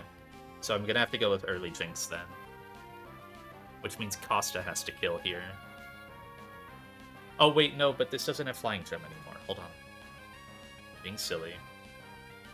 It can still Acro here. It does 80 damage, max roll Acro. Outdoes Super Fang. So if it rolls a 116, I lose B. I can't risk that, obviously. I am never dead to crit plus Life Orb here. Can I Power Gem? Yes, I can Power Gem from this damage. Okay. So what I'm gonna have to do is switch Togue for Beedrill. It can never Acro into Togue. I Power Gem. And then I'm gonna get early Jinx. Early Jinx is totally fine though. Yeah, definitely don't want to risk B. Yeah, I guess it's like... Well, it's just if it finds the killing... Well, it's not a killing roll. So yeah, it would just be random.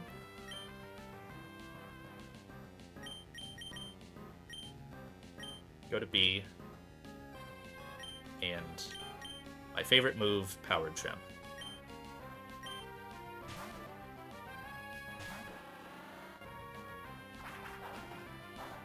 It did go for the Acro. It did find the Acro. Oh my god. I would have just lost B. And I would have probably wiped on TNL.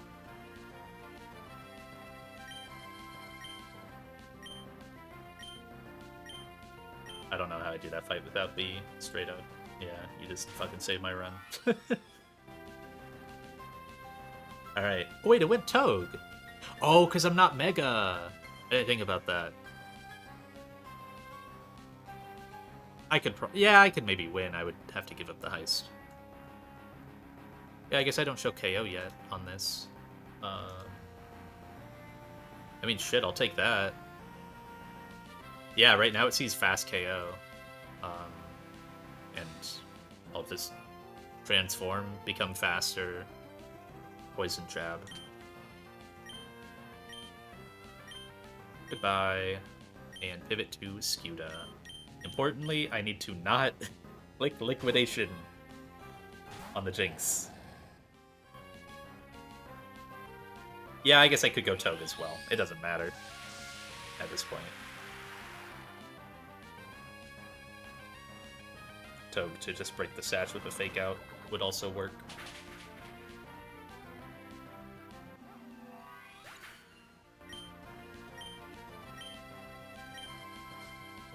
Brick Break and Leech Life. One person will get faked out. It doesn't matter. Also, yeah, Togue wouldn't matter because its Fake Out is faster than mine. So I guess if it faked out Togue, then it would get the barbs. So.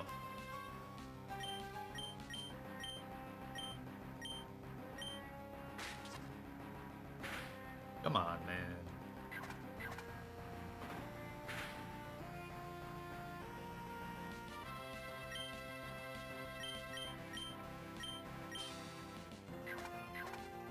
Steal the kill. Nice.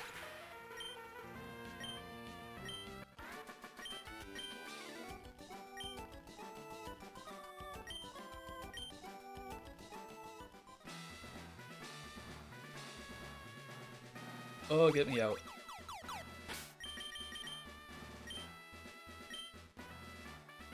That went pretty well. But also, yeah, fuck that fight. I guess maybe I should have done the Avalugg, but I still have it, right? Saved a Pokemon.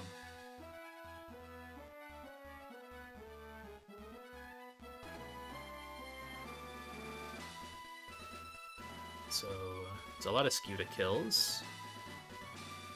We got Exca. Got Medicham. Then Caracosta got Cinderace. Its second kill, somehow. And then Costa got Crobat. Then B and Scuda.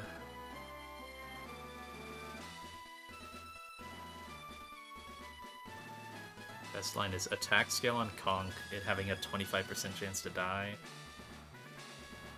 Saves Fighting Gym.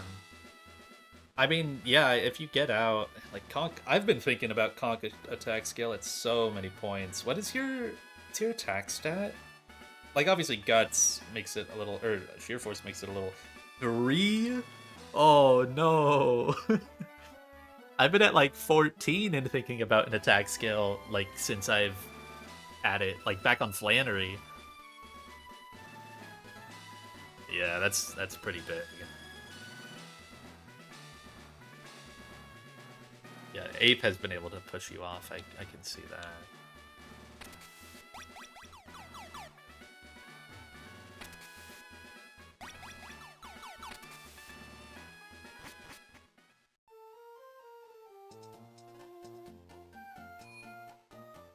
Alright, and now after that fight, I have a 5-mon. Let me double check on this fight with the Togue stuff. Just to make sure that it being level 85 doesn't affect too much. It really shouldn't. I just need to, like, show a kill at one point.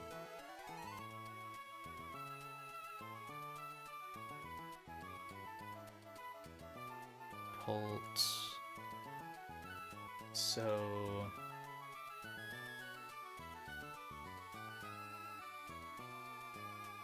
you not use Life Orb removes a branch that makes you less likely to die because no chip. Yeah.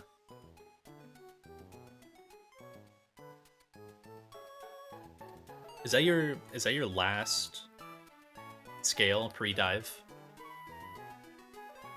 Like, you have one scale available for space?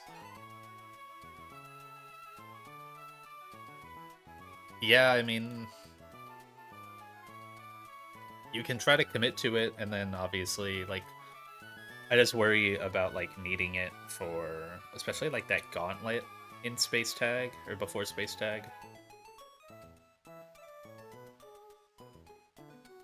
All pre-dive skills. Yeah, I would like to hold on to one, I think, but you are right.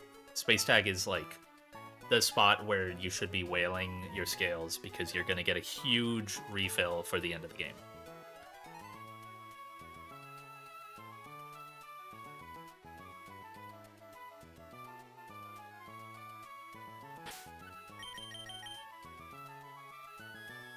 On tag, yeah. Yeah, then you just gotta send some ass. I was gonna check this. So, Togue is now at 85. The only spot I use it... It comes in the 2v1 on Tauros. Clicks Fake Out.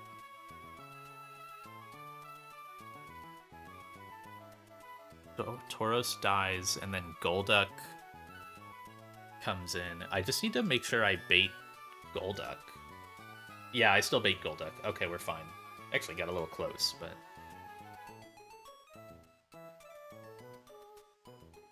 Yeah, this is alright.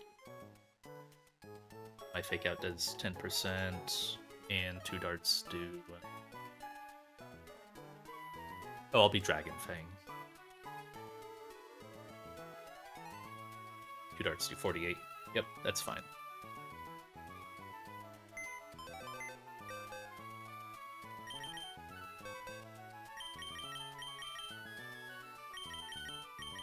Pidgeot.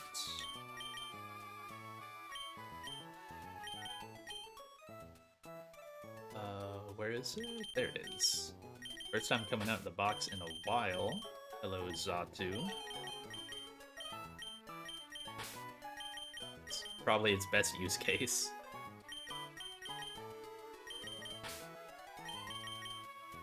Togue and Bolt. Who is good backup here?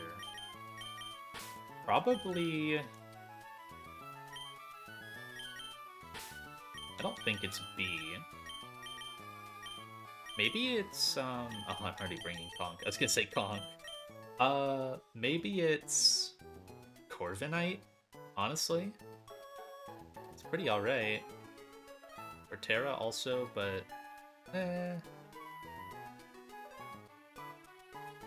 D-Knight could also be good. It's probably Corv.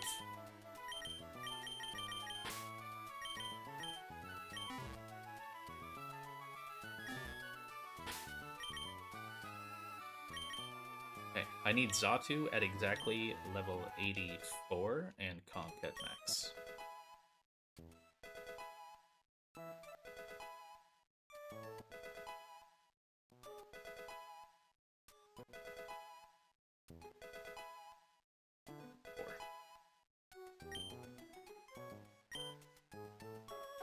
No moveset changes.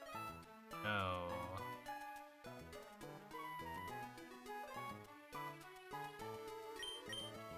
Does having T-Punch mess anything up?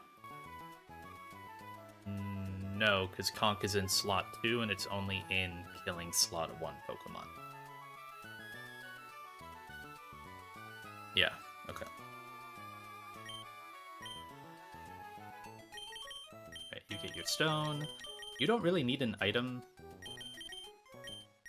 Your citrus.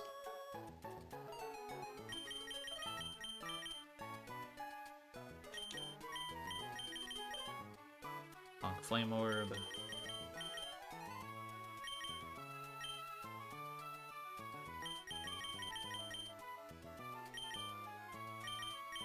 Lots of Dragon Fang today.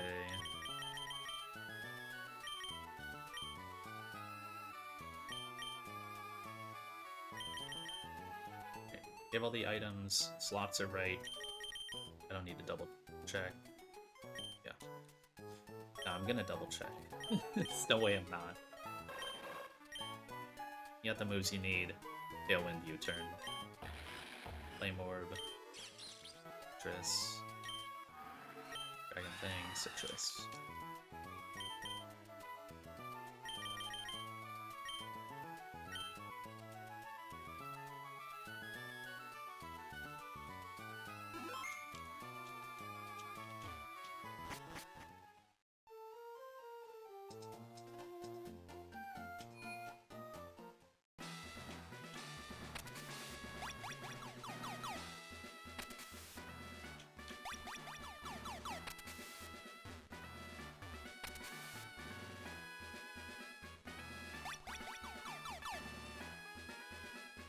Alright.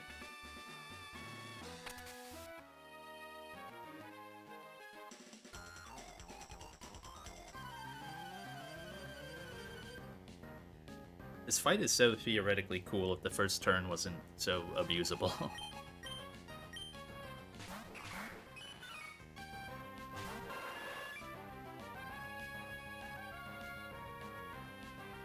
Right.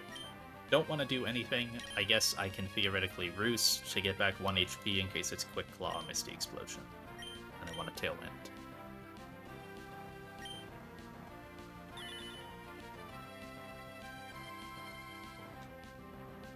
No, my HP!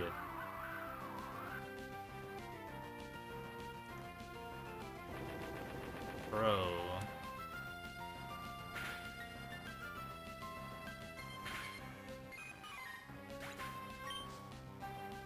Nice receiver. And Tauros in. So now with Tailwind, my Pokemon are going to be faster.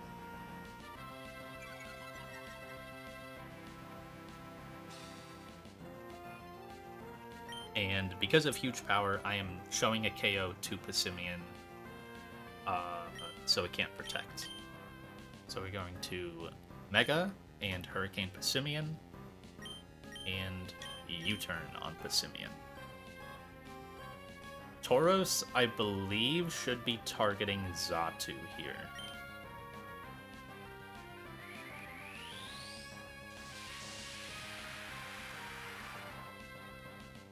Should be like Lash Out.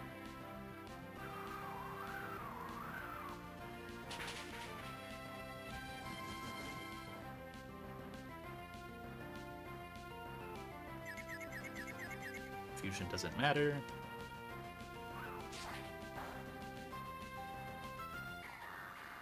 Big Xatu kill. The stats. Probably the first one in a really long time. It's probably since LCR, actually. Also, probably the last time I used it. Go Conk. Conk should take Lash Out.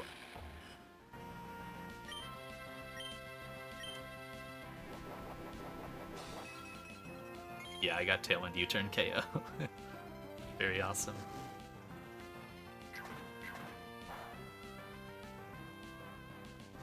Big Chip.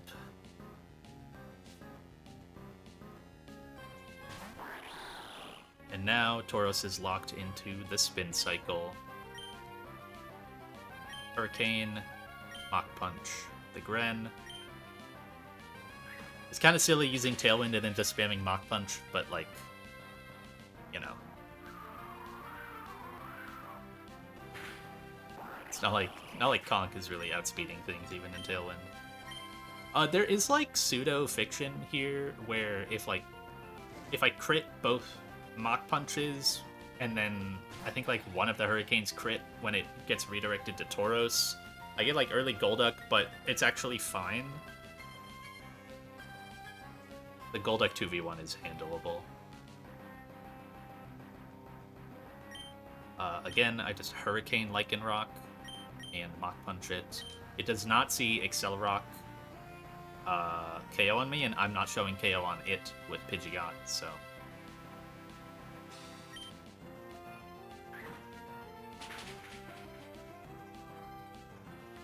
Yeah, these are really close, but they only KO with crit. That was a really high roll, too. I think that one can do, like, 80-something%.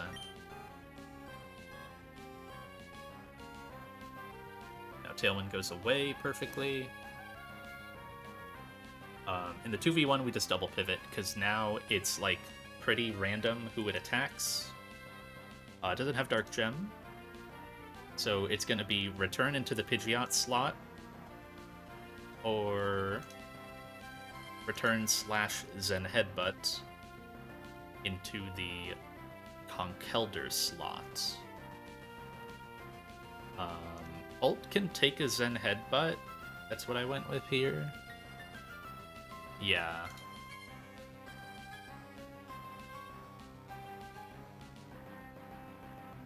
Curious why... Because it really doesn't matter. I feel like I should have Togue in slot too.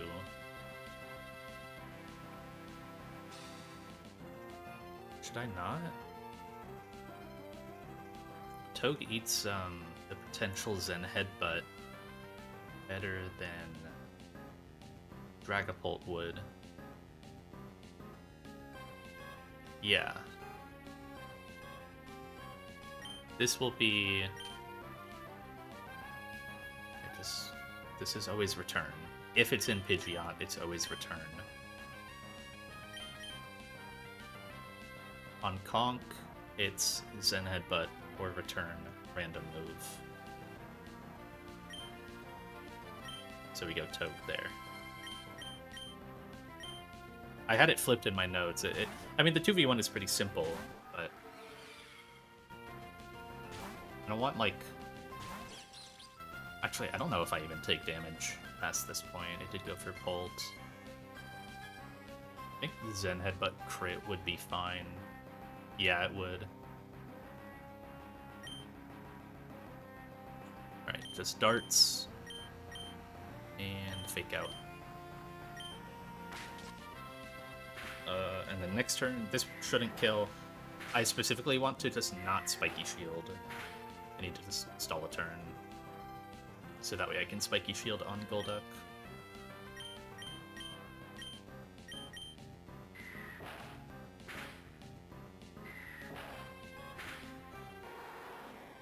Okay.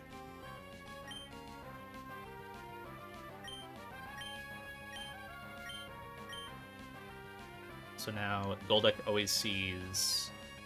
Oh, it sees slow KO, but that's fine. Into Togedemaru.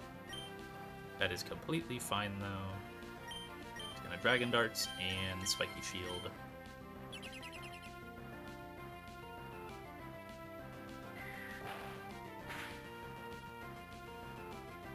Big crit. It's pretty close to killing with the Spiky Shield. I guess now it's gonna Aqua Jet someone, but that is fine. Yeah, that's okay.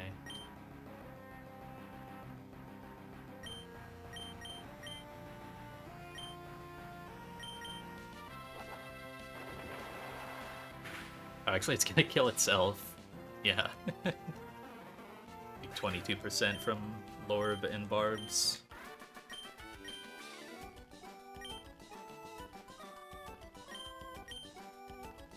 That counts as a Toad kill. We take those. We got a Xatu kill and a Toad kill. That's awesome. Xatu killed the Simian. Then Pidgeot killed Gren and Lycanroc.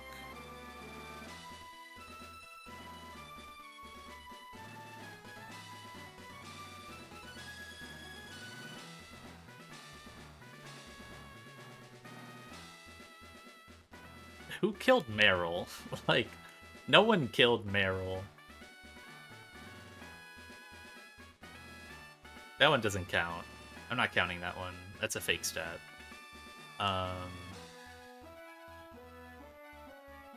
And then Dragapult Togue.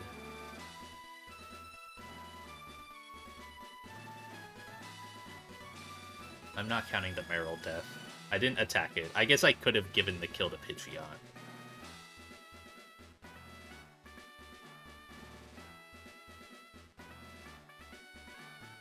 Alright, get me the hell out of here. Wait, what?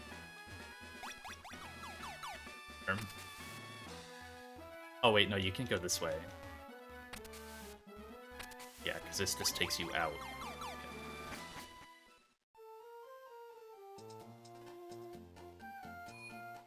Alright, I got a lot of prep to do for this fight.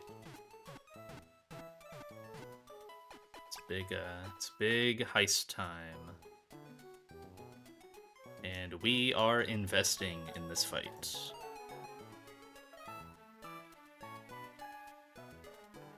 So I need... Choice Band Bolt with Fly on the moveset to chain 4. Have to be level 88? Oh my god. Bro, good luck. You gotta plan out all the fights prior, make sure you don't get too much XP. Well, I don't think I'll have to worry about that. Go fast KO to base Zard.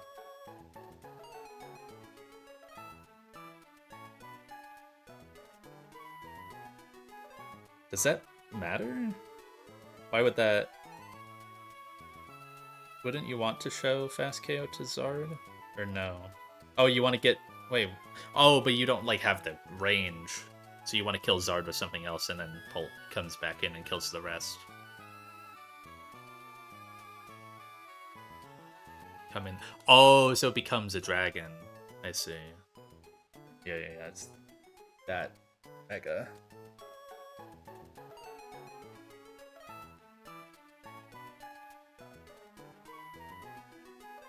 Put all the guys up here.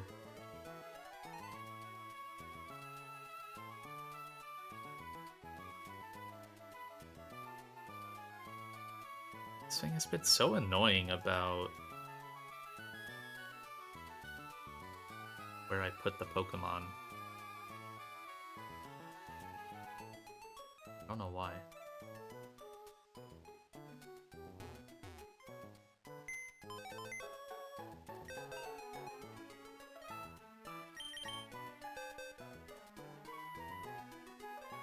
You'd focus Ash Tyrantrum, bait Zard because it's the one thing you don't Oko. Oh, and then it becomes... I see, yeah. And Dugtrio 4th as well, because it's probably Focus Sash. Damn, wait, you trained at the start of the fight? That's fucking broken.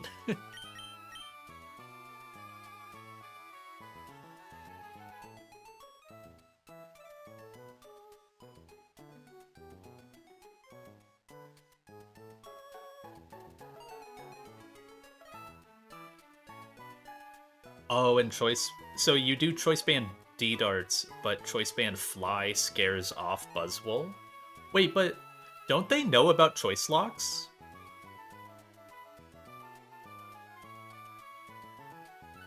I thought they knew about Choice Locks. Oh, they only know once they're in. Okay. Gotcha.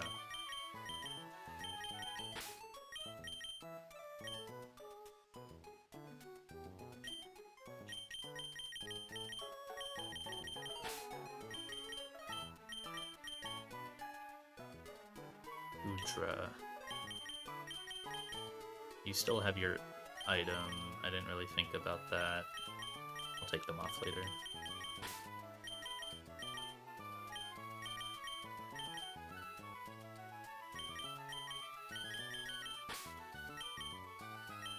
Ren.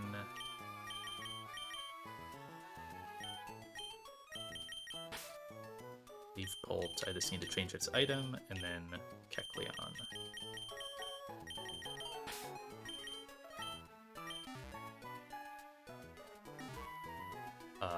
Take those items.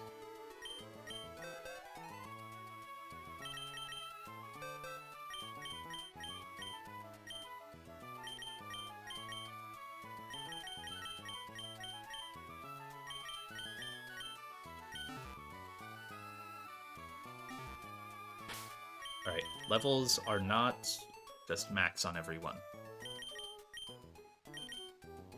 I need max on you.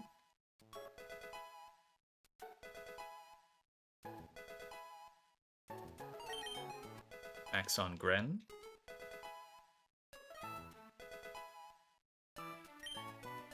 Electrode at 83. And then Gudra at 79.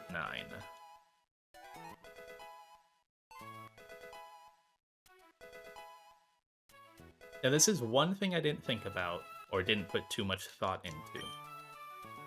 We gotta teach Gudra Heavy Slam. What move am I replacing?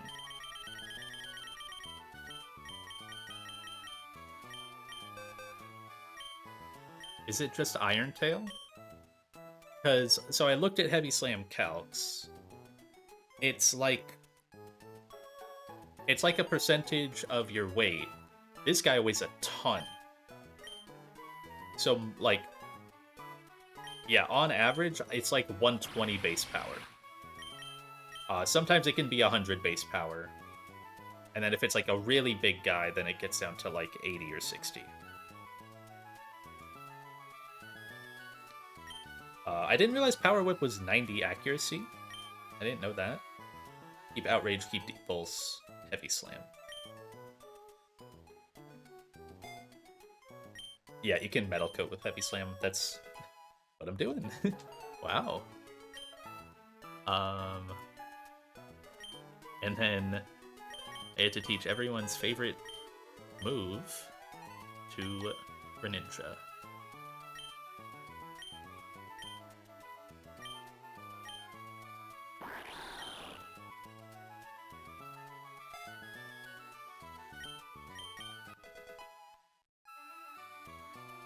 I guess, yeah, it still requires zoom lens if you want it to be fully accurate.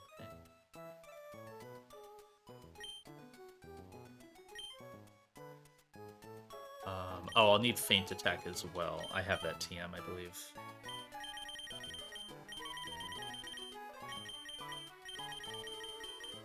Yep. I think Ice Punch would work, but I just want to be safe, and this doesn't cost anything.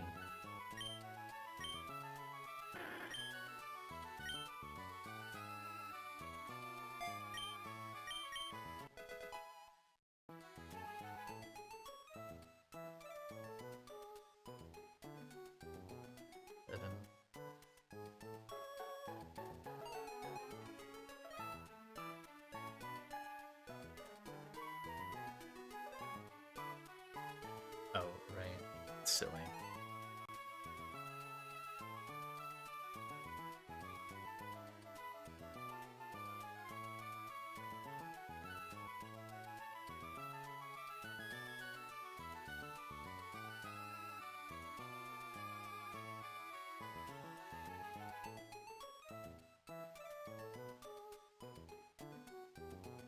Right. So, what else do I need? I think it's just real investment. So, one rare candy going onto Greninja to make it level 86.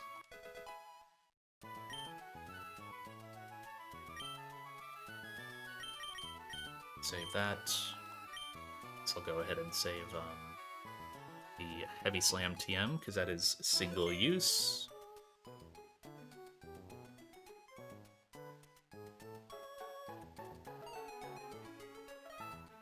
Ninja, level 86, used. Then I'll just go ahead and write these. So this is technically on roleplay. And Greninja speed. It's like 16 to 31 or something. Yeah.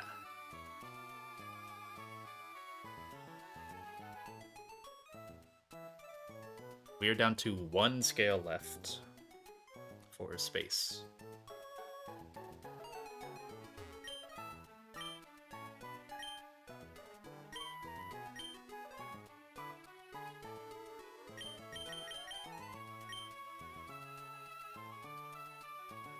Ekleon roleplay.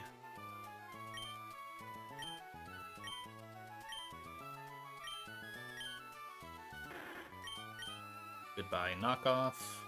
You were a little useful, but I think it's kind of just a fake out sucker bot after some point.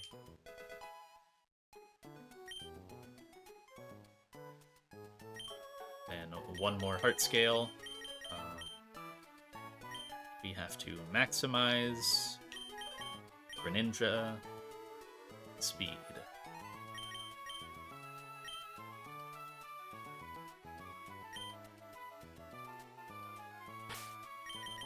Nice.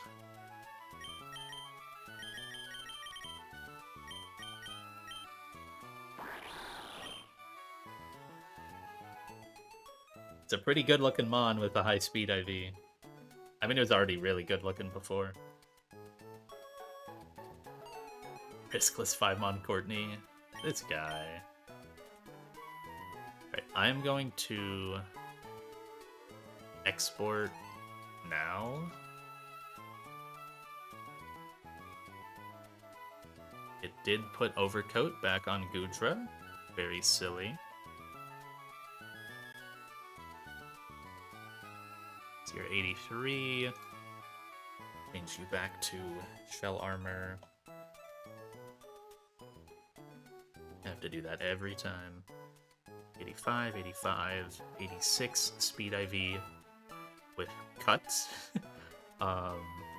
Dragapult, and Kecleon. And I'm not using a whole lot of boosting items, so... I've taught Heavy Slam, I taught Feint Attack, I taught Roleplay, and I taught Cut. The slots are correct.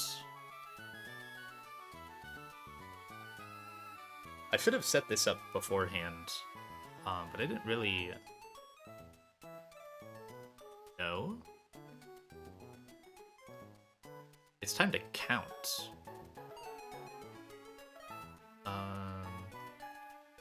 So I gotta change this. Get rid of that. Make that like 1,000. Oh, that's so close.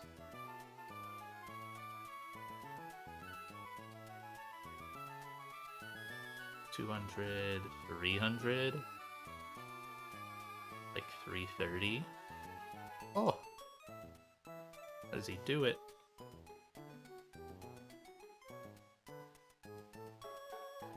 Perfect.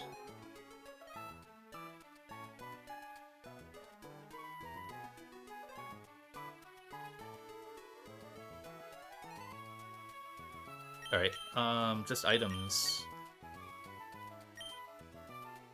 So, Electrode, going to get its favorite item, Iron Ball.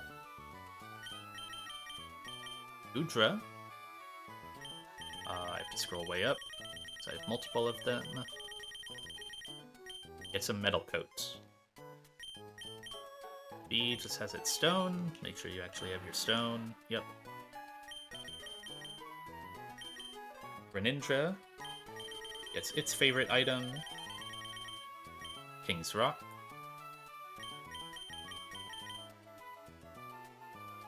Holt gets its favorite item, which I'm sure I'm going to get a ton of value out of, Life Orb. And Kecleon gets a Citrus.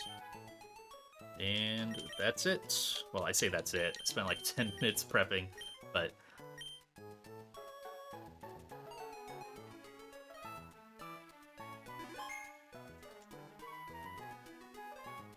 Alright.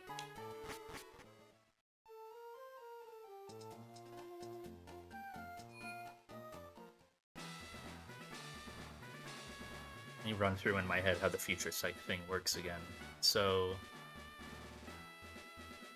attack. 1, 2, hit. Yes, okay. Yeah. I've had to think so much about... Like, I think this is the first time I've really had to think about when Future Sight... Oh, it doesn't. It resets. When Future Sight hits on my end.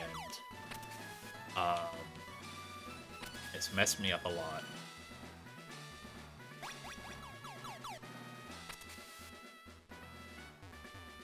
Almost clean.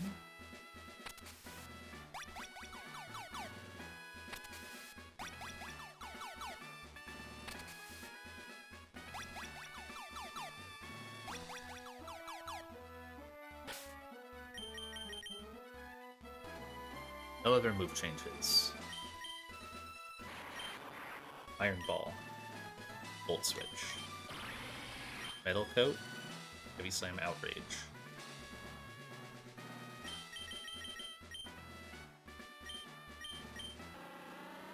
Got all your moves. Cut. And Fling. And Dark Pulse. Your stat is 241. Yes, okay.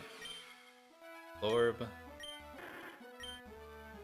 Paint Attack. Roleplay.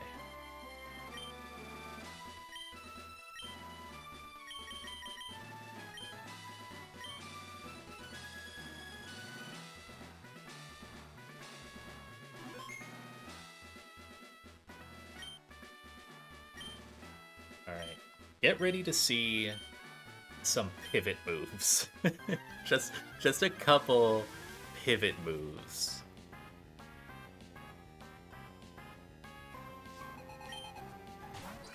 As of lead. Electrode with Iron Ball. At level 83, always shows Future Sight KO. It shows fast KO, so it won't go for rocks. I can Volt Switch. Perfect. I could not be a higher level than this.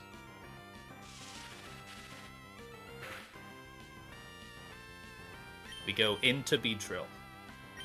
Beedrill now with the Sash broken will be able to Mega, become faster, and U-turn KO.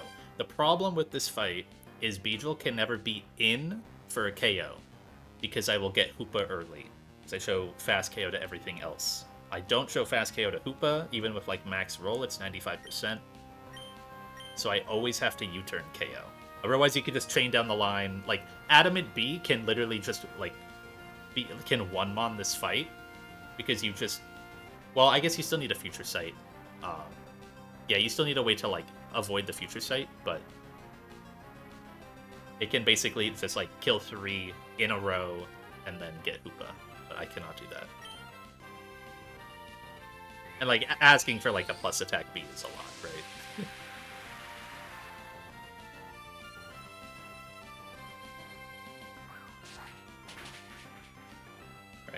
So after KO Lottie and go to Gren on Future Sight. Oh, yeah. Yeah, I guess you just stay in, right? And then you U-turn the Lottie, and then, yeah, you're right. Gren eats it. You get Aura Sphere, Zoroark. Yeah, it's so easy. Oh my god, it's so easy. You only need 4 slots committed, and 3 of those are for the heist. You have 2 slots to play with for the back end. I could do, like, Aju on Latios, and then, yeah. We got something, though. Okay, so I am U-turning to Goodra. I should get off Gren. I don't know why I scrolled down to Gren. I go to Goodra. Yeah. We were talking about Gren. I think that's why. Go to Goodra. Future Sight will hit at the end of this next turn.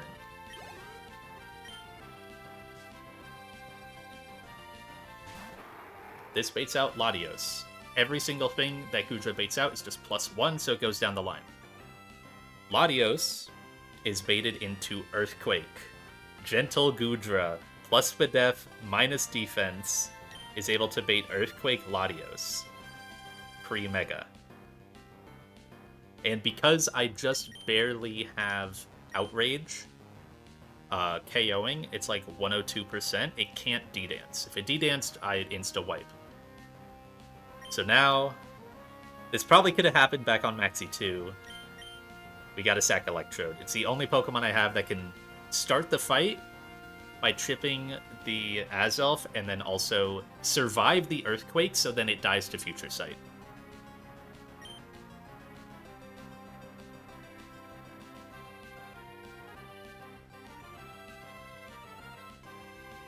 Trode, Mega Lottie, crit, 97%. Singles damage. Galvantula could not do this, sadly. And my Donphan was too bad to do the opener. Yeah. This guy's tanky. 21 defense, 16 HP.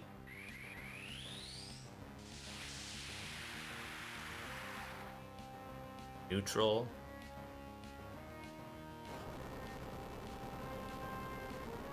Yeah, goodbye. This mon is so crazy, and then it always dies to this. Mega Latios sprite is not it. Why's it got its tongue out? Is it like lemming at me? Alright. All that was to dodge Future Sight and get Beedrill back in. Beedrill now fast KOs Mega Lottie with U-turn.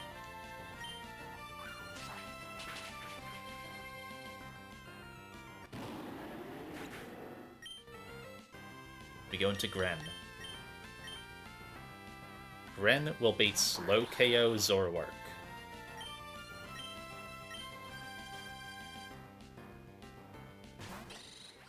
That is not Hoopa.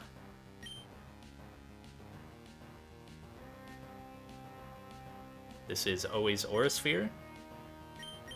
B can easily take an Aura Sphere.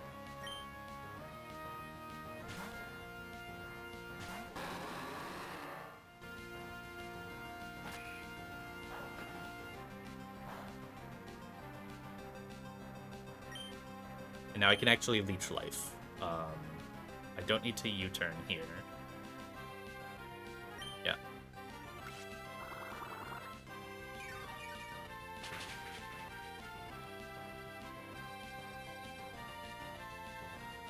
Health back is nice, but not necessary. It's good, good backup. And now it's actually Hoopa, and it's time to start the heist.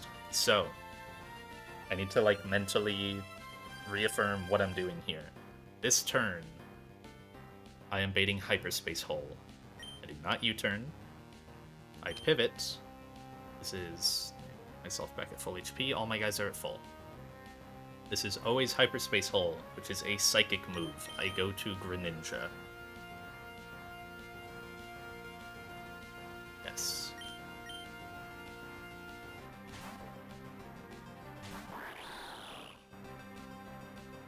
Good. That is one Hyperspace.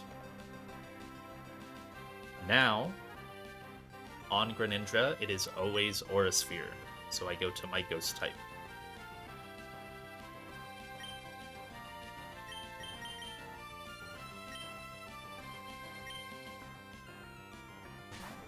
This will be one Aura Sphere. Okay. Now it is always Shadow Ball, so I go Kecleon. And then it loops from there with Substitute in the middle. Potentially.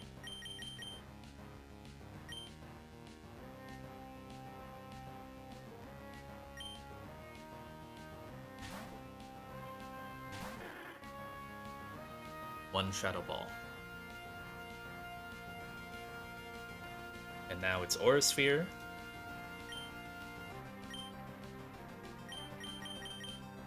Back to Dragapult, so just between Dragapult and Kecleon. To be aware of when it subs. That's fine. Aura Sphere number 2. What if it never subs? I guess it doesn't matter.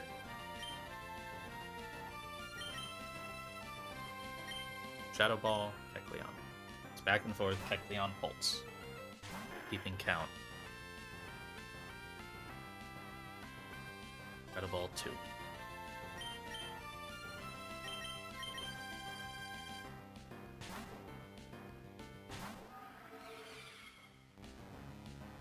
Aura Sphere 3. Not 23.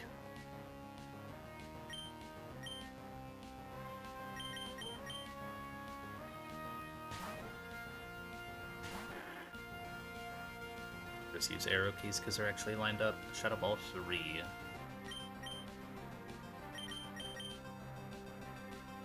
I'll be here for a bit. But I cannot miscount. Aura Sphere 4, yeah.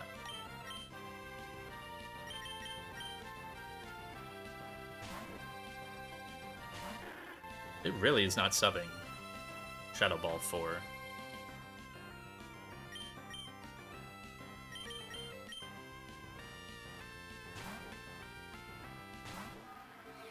Yeah, I can only sub on Kecleon and it's 20%.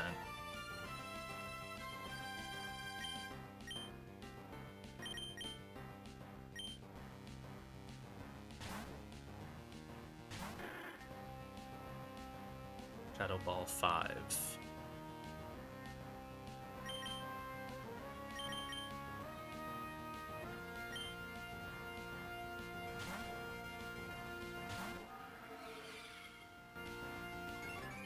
First substitute. Okay, they are now out of sync. Gotta be aware of that. Bro finally did it. Let's keep going.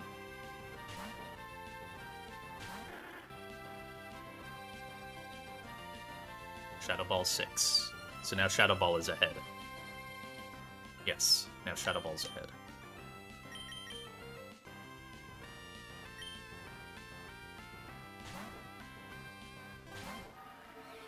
This will be Aura Sphere 6.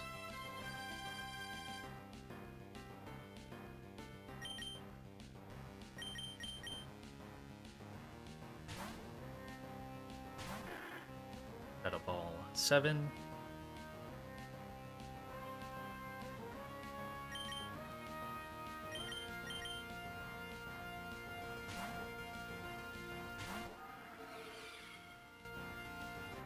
Aura Sphere 7.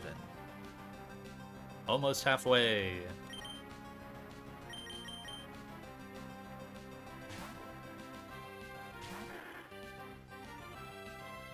8.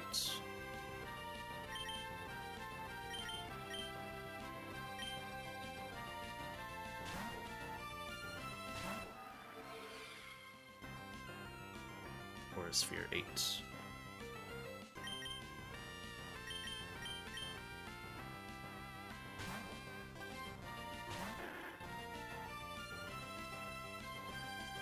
Of all 9.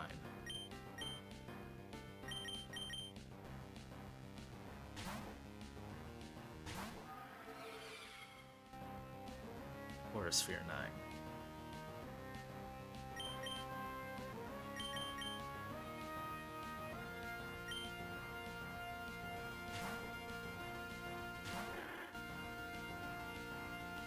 Shadow Ball 10.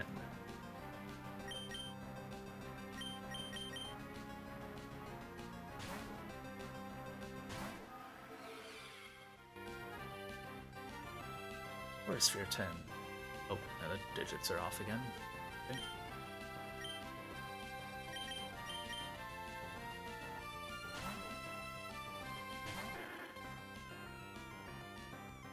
Shadow Ball 11.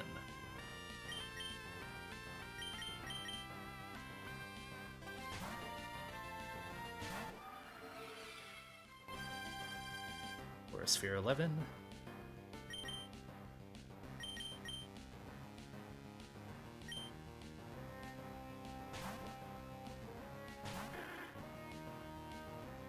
Shadow Ball 12.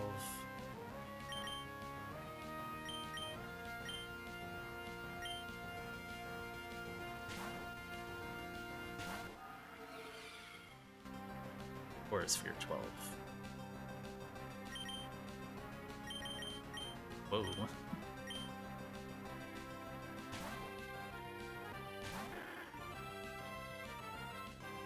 Shadow Ball 13. 2 more.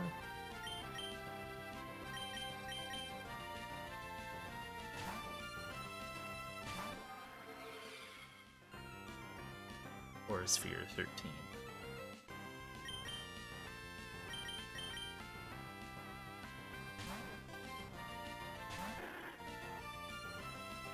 Shadow Ball 14.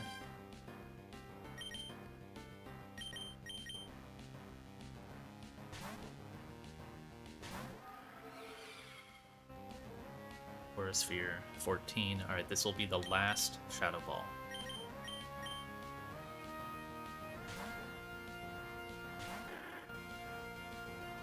Okay, that's the last Shadow Ball. It's gonna Aura Sphere again.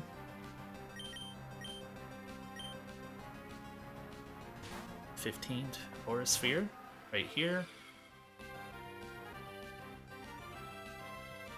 Now, without Aura Sphere, or without Shadow Balls, we'll Hyperspace. So now, I go between Greninja and Dragapult until it's out of Aura Spheres.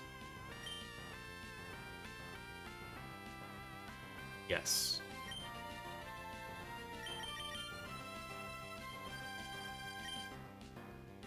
Ren. This will be the second Hyperspace hole, because I got 1 on entry. Perfect. Didn't fuck up my counting. And now on Aura Sphere, back to Pulse.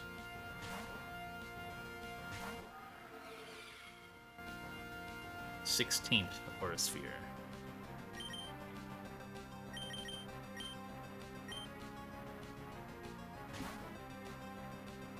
Gonna run out of spheres first, obviously.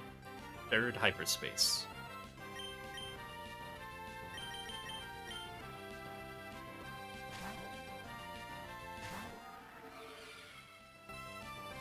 th Aura Sphere.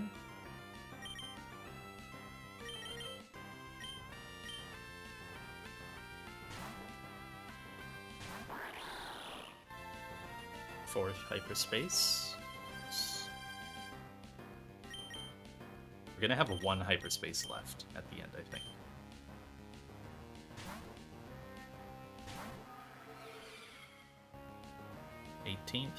Aura Sphere.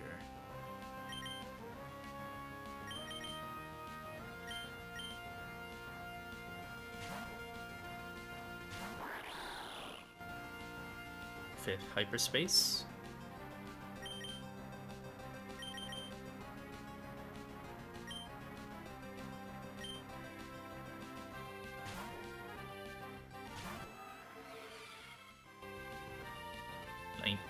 Aura Sphere, 1 left.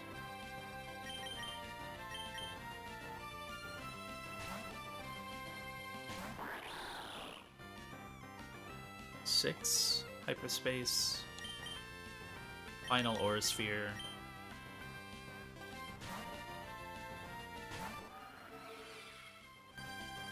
Okay, 20 Aura Spheres.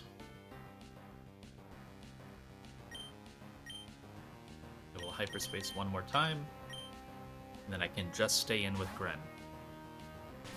And this is where we pray that Cut can't magically hit substitutes on ghost types. 7 hyperspaces.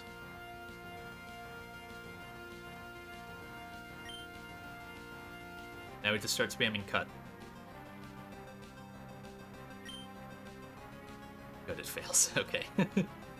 I really figured it should have. Alright, I went for hyperspace. So it's got 9 substitutes. So how does this work? I just sit here and burn... I sit here and burn 8 of them. On the 9th, or on the final substitute, I pivot Kecleon. I break the sub as I take 1 struggle. Then I roleplay as I take a 2nd struggle, then I feint attack as I take a 3rd struggle, my citrus procs, and I steal the item. Swap to Kecleon as it uses the final sub. Yes.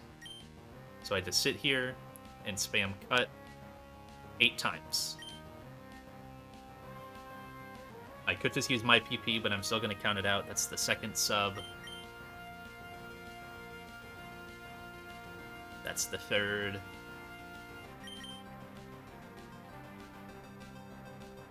That's the 4th.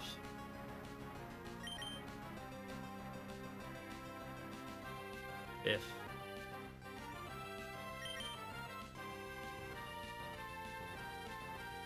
6th.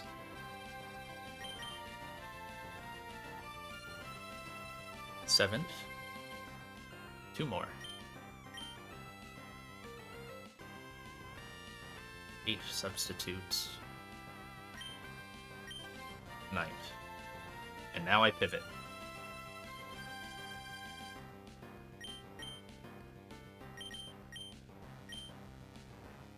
Okay. Feint attack. Roleplay, feint attack. Do not... Oh, well, I don't even have knockoff. That's the final PP. Feint attack.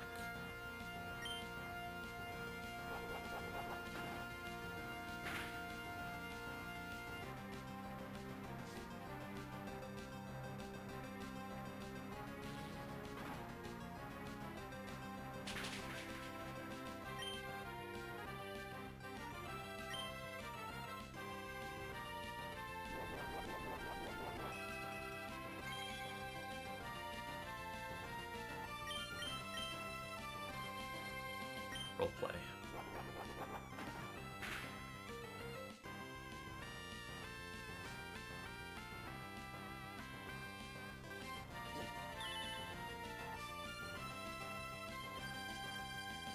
Steel Magician. Now just feint attack.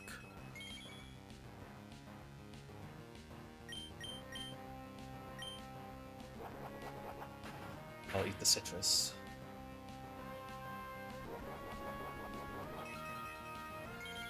We're in W heist, W counting. Crazy cry. Hell yeah.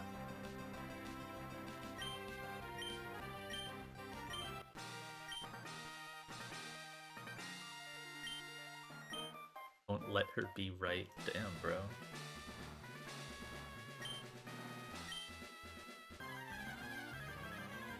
Okay, Liza time. Most of our guys are pretty full HP, and by pretty full, I mean they're all full. Lele on level 79 Goodra. This guarantees Nature's Madness, which means I can get my HP to a very specific spot, and with Metal Coat Heavy Slam, I one-tap this Pokemon. Perfect. They go to exactly 118. At this level, Latios Aura Sphere min rolls 120, and the next closest attack is 112.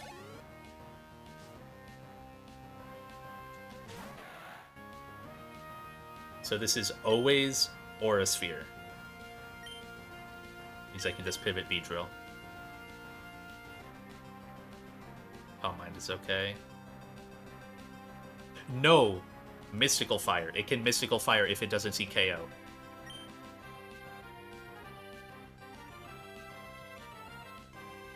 Yeah. It has to see Aura Sphere KO. Otherwise, B just dies to Mystical Fire crit.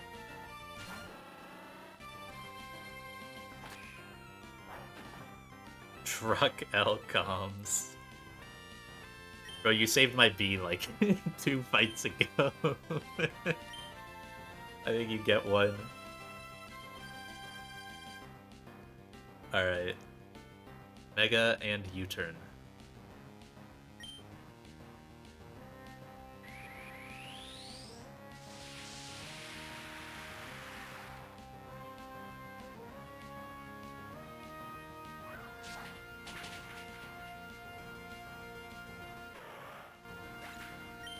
Nice. Go to Gren. Gren will bait in Hoopa Unbound and not Metagross.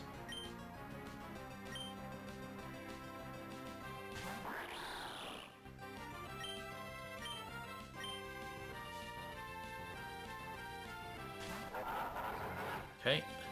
We are faster. We fling to Break Sash.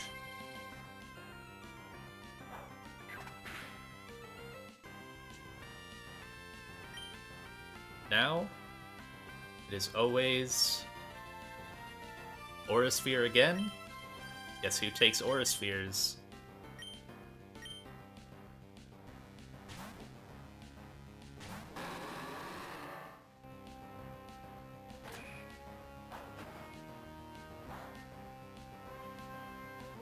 I love plus Badef B.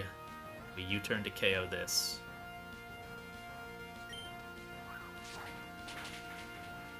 Now it's just Metagross in the back. This is what I sadly needed the Greninja investment for. Candy and Scale to outspeed and 2-tap this Mega Metagross. But well worth it.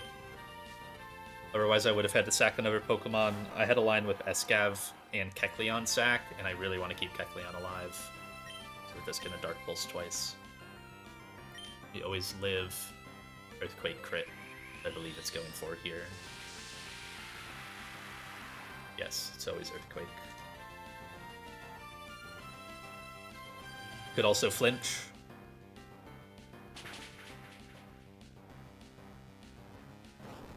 Ah, never lucky.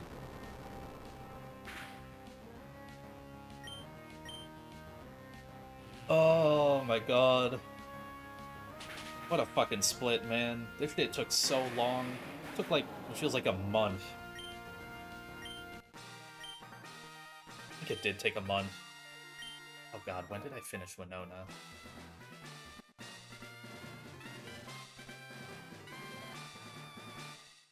Nearly 2, yeah. It's such a long, brutal split. Psychic TM, pretty nice. Sadly, I have no dive Pokemon, I don't have a Walrein, don't have Untail, it's the only one that still wants it.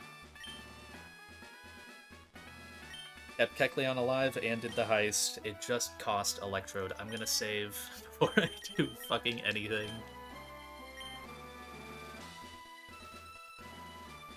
Month on the split.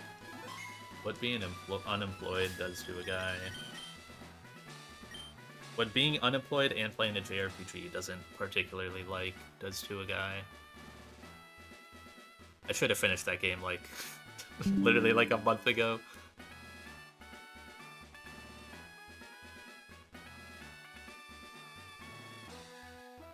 Windows sound, by the way. Sorry about that. I should turn... I didn't turn streamer mode back on. I had to turn it off for something. Oops.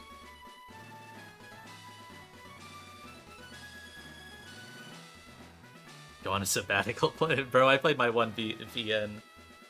I played my 150-hour Umineko. I probably will try to finish, I'll try to finish my JRPG I've been playing after this now, but I gotta get the bear.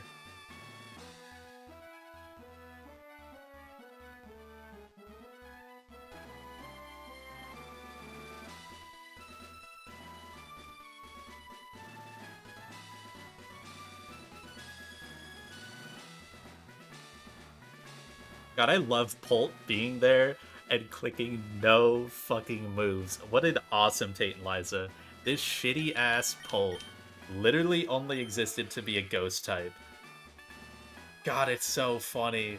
Oh my god, it couldn't kill anything. Bro couldn't kill Latios with Phantom Force, couldn't kill Zoroark with darts,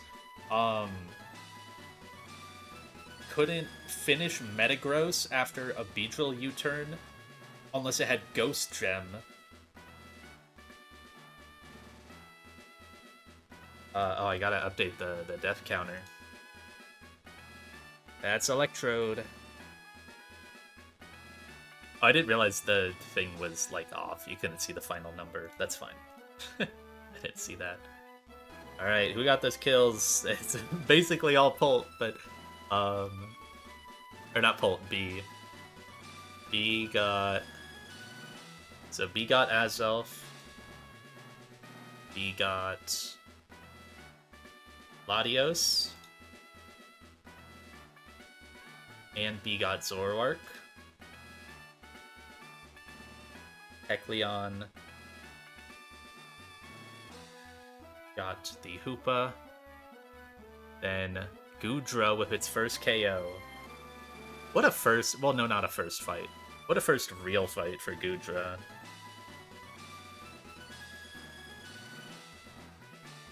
And then Beedrill got Latias and Hoopa.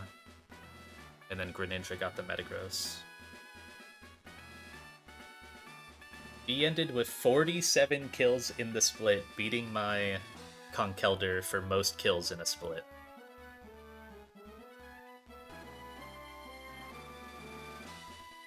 Which was previously at 43, and now I can click Advanced Split. Man. I guess I can also put badges 7 now. And drop Electrode down. So Electrode finished at 23. Still a really good Mon. Sad to lose it here, but it's just what had to go. It finished under Stoutland. Hell yeah.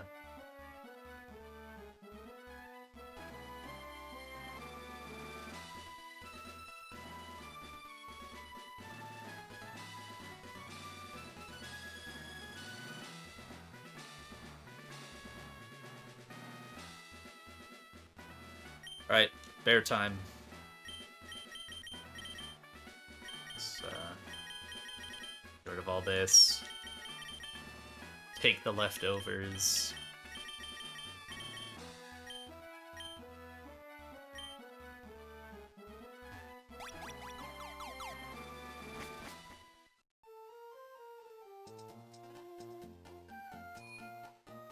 Get rid of this Trode. Man, this Trode is so fast. If I put it max level at this cap, it would have hit 310 speed.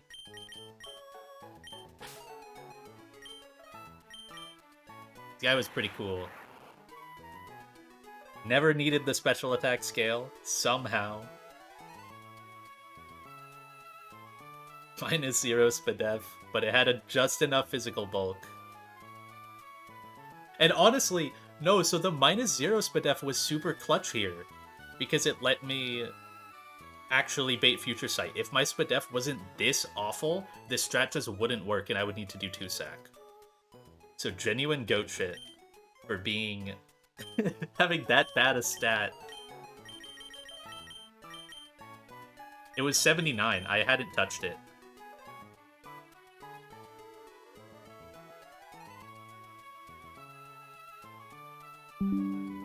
Windows sound.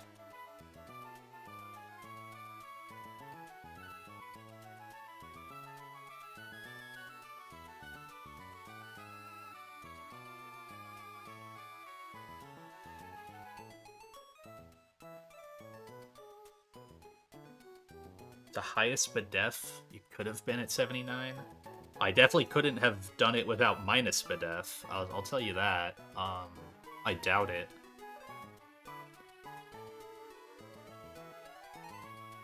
To still bait Future Sight? Let's see. If I was neutral nature, 79 could have done it if I was 0 IV. Probably like 2 IV SPDEF neutral minus SPDEF. Probably a little higher. Well, way higher, but still not insanely high. Like 20, 19. Or oh yeah, I'm looking at height limit, so 21. Yeah, it could have been 21. 21, yeah.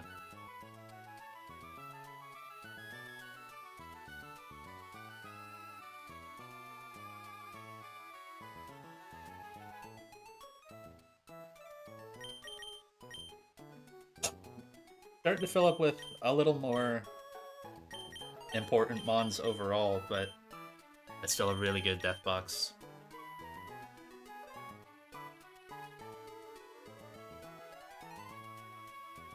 Bear time. I keep distracting myself.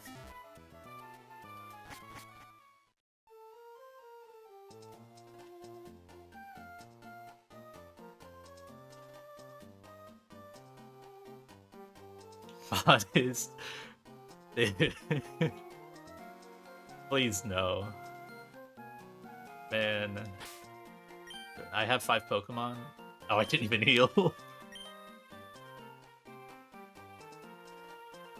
Talk to the White Rock. It's a White Rock. Nice. Impressive.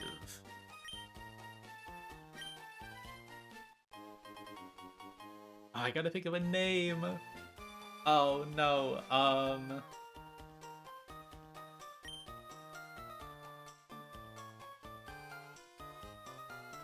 Forgot I would have to think about this today. I was so focused on actually working on the fights. Mongolia? Don't. Okay. I feel like it's gotta be a place in California. I mean, we're the Bear State.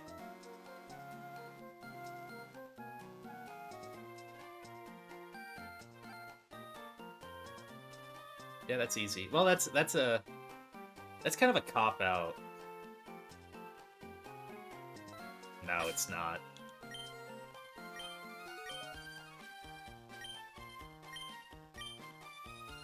And it just barely fits, too?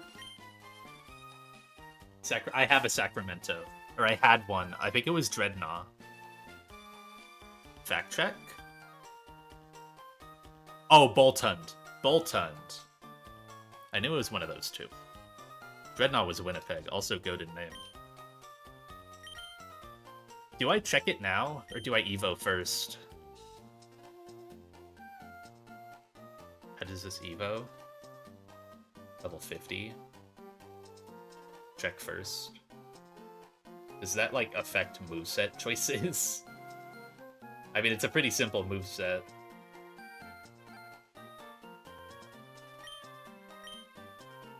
Rock Smash? Ugh. Naughty?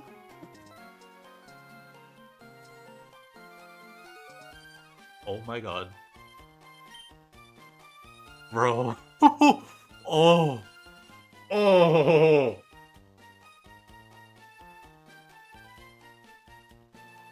One scale, king. Oh my god. What bear? Okay, what bear do I even want then? I don't even know which one I want. Might not even need to change nature. Yeah.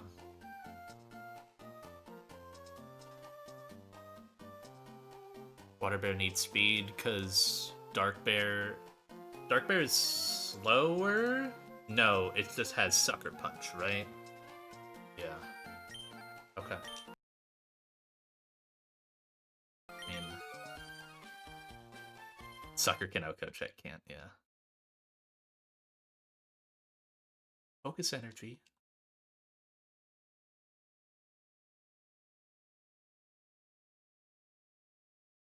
Gonna be here for a bit. Brick break? Sure.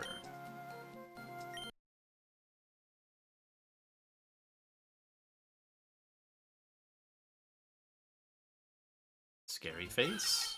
Yeah, why not? I think I saw it gets like Iron Head at 47. I don't think I'm keeping this one. That would be crazy, like AI baiting though. Oh my god. Iron Head. I can drop Rock Smash.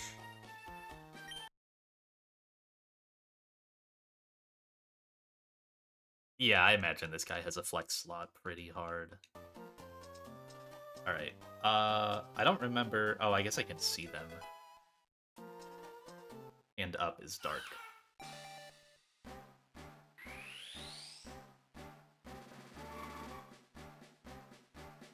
That's dark. Okay.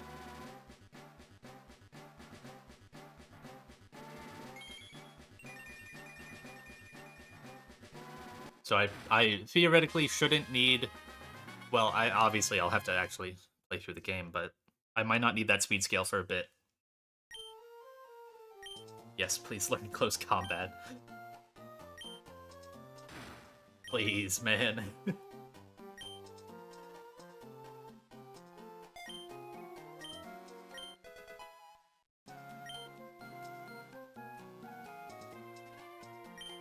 Holy.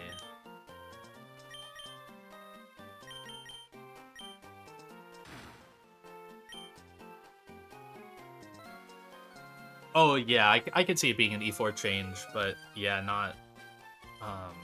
Let's save again.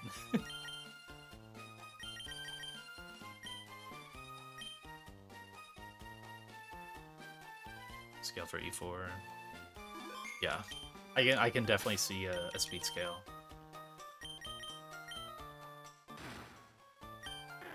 Oops.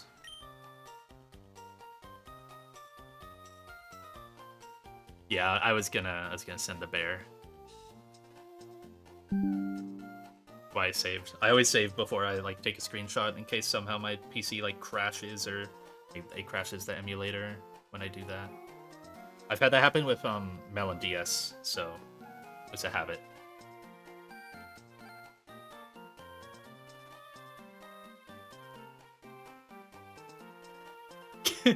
Thank you for the instant response.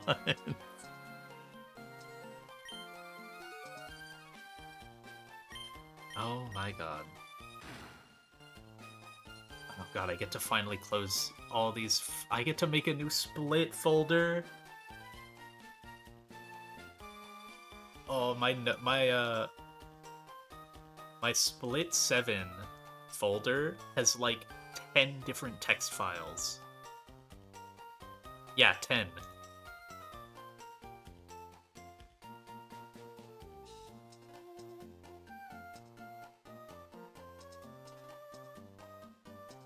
I had to just make a new folder for split 8 and it's gonna be empty.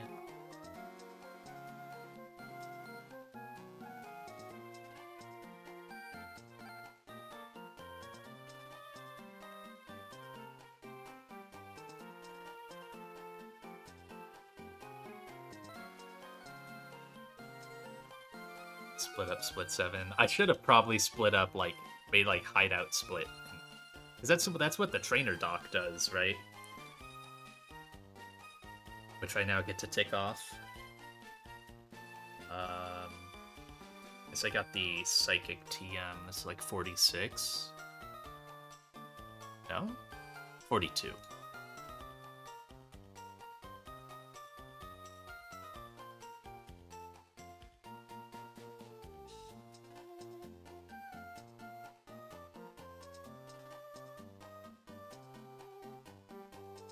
All right, so how do the scanners work? That's the one thing I don't know yet. How does scanners work? How do I?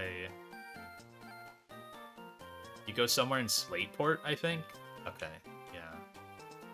You just like need the leftovers in your inventory, and then they go like, "Hey, leftovers. Do you want to trade that for something?" I assume. In bag, yeah. Not that I want to trade it now, obviously, but... And then when do you get the second scanner? Or do you... Is that just, You only get one. Just tried to fly with air.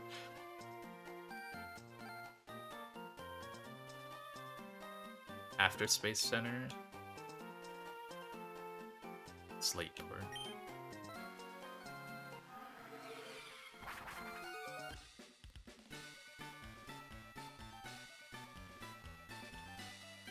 Probably someone in here.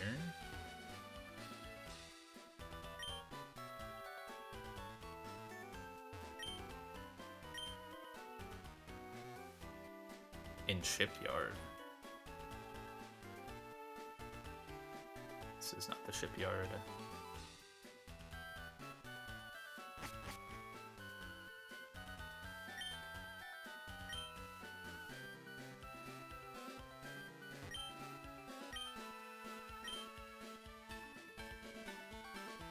I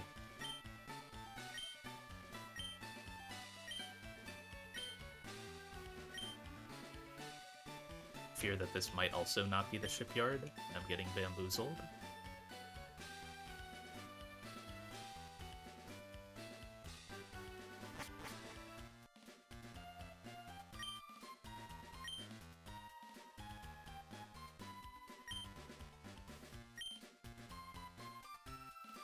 I guess this isn't a shipyard.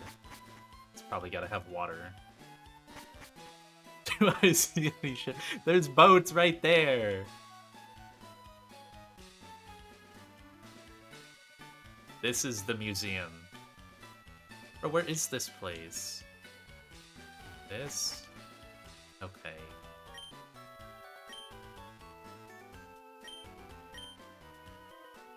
I see. Okay. Captain Stern.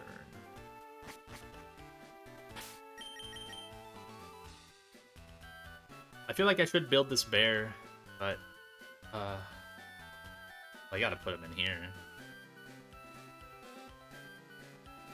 Oh. Mossdeep.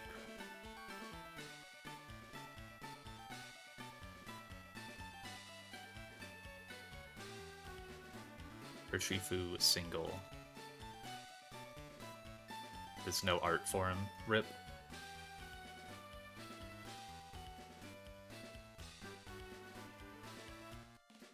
CC Crunch Sucker +1.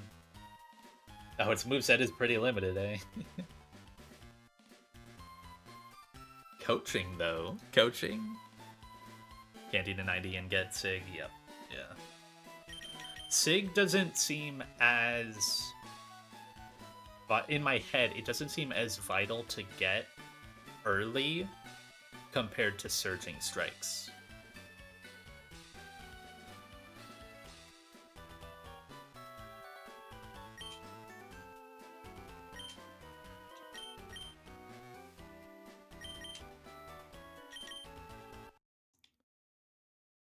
But yeah, like, it is just really strong with guaranteed crits, so maybe...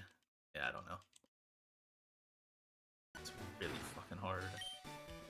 Top Leer, probably. I can just always teach Rock Smash. This only is affected by ghost types. Ignore Zentim, that too, yeah.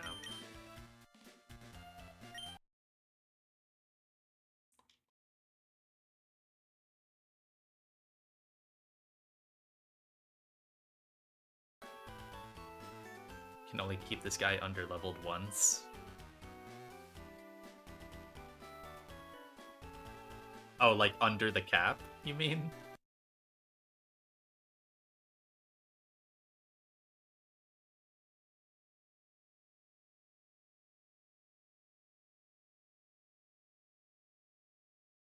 Can't level it down, I suppose.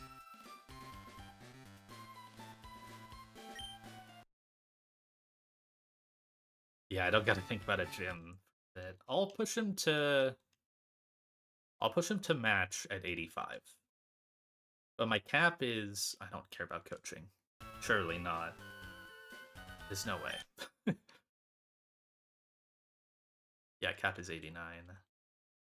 I'll push him to 85. Everyone else, leave him there.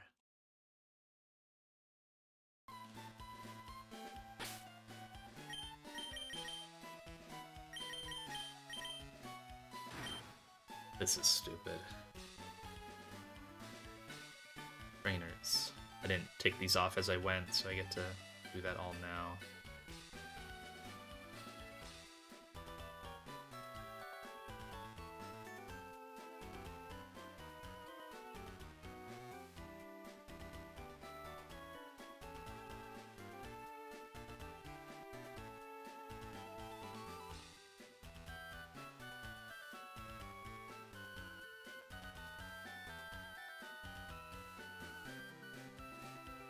Zero IV? Aw. Oh.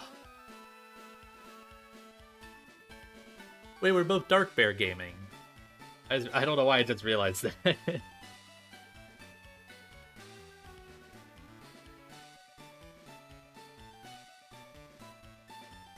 Space Center / C4.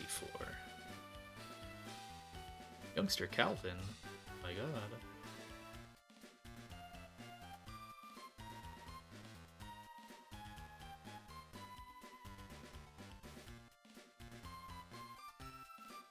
$20 battles in here. Oh, well, that's through seafloor. So it's oops, I didn't mean to close that. 89 cap. There's no new encounters other than bear. 89 cap until beating. Oh, Archie in Seafloor Cavern. Okay. So space tag is not like a cap unlock. Jesus. Yeah,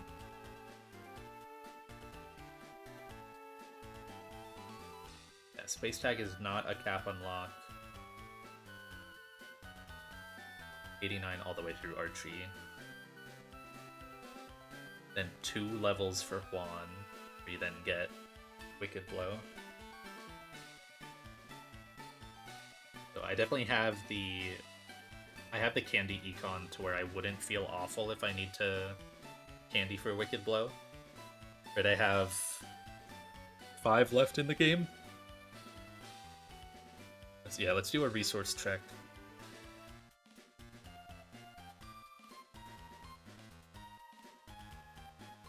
I still need to go grab like the shell bell and stuff, but I have access to all of this.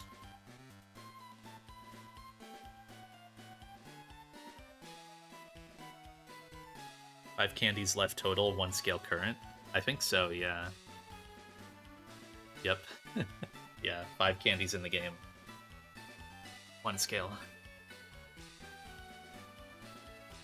I was gonna be ahead on a scale, but then down a Kecleon, right?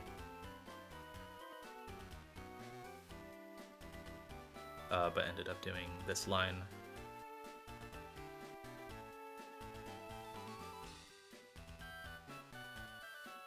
Go check Dark Shifu Calx versus Heatran. Happy to have a Kecleon.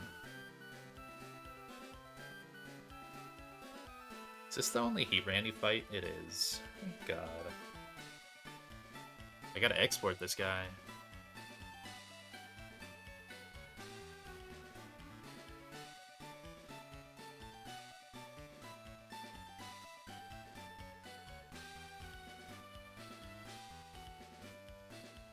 I gotta change my Gudra back to Shell Armor every time. Very awesome.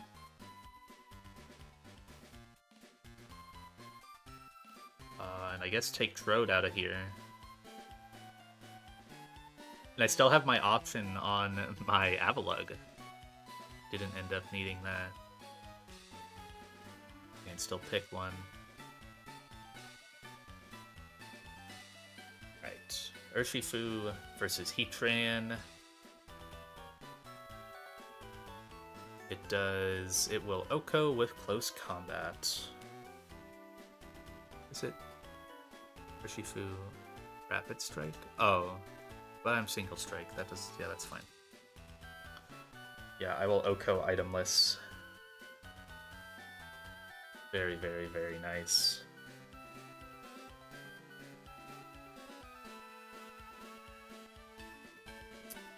And then I will KO Ferrothorn with just like Black Belt. Does Muscle Band do it? Not quite.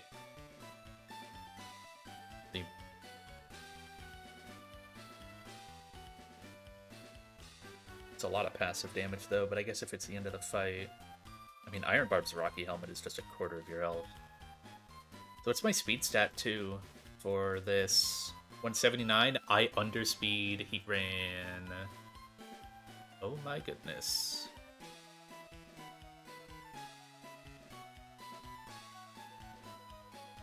Wow. Yeah, I don't want to speed scale. I think I'll hold off on that one. I do outspeed T-Tar. 1 point above Heatran, so you have to underlevel by a... Or is that at kill level?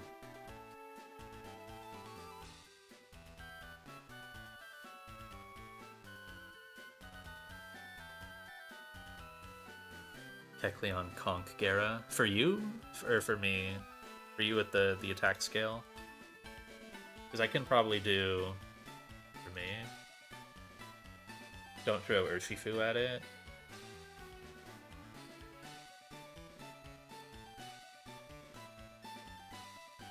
Oh yeah, your Gera is dead. Huh. Gera is just like an endgame guy, I guess, right?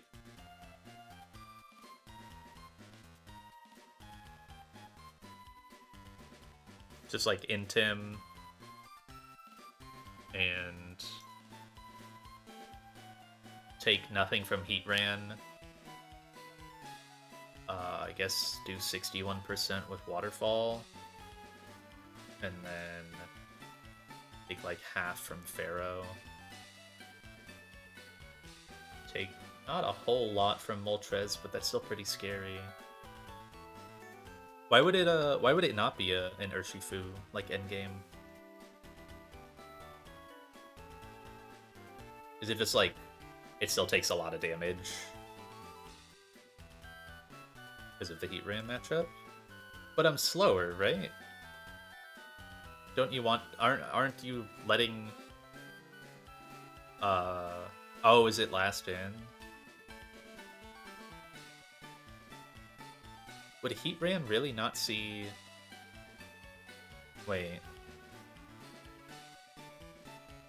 Urshifu... Is it Calyx with base Chomp?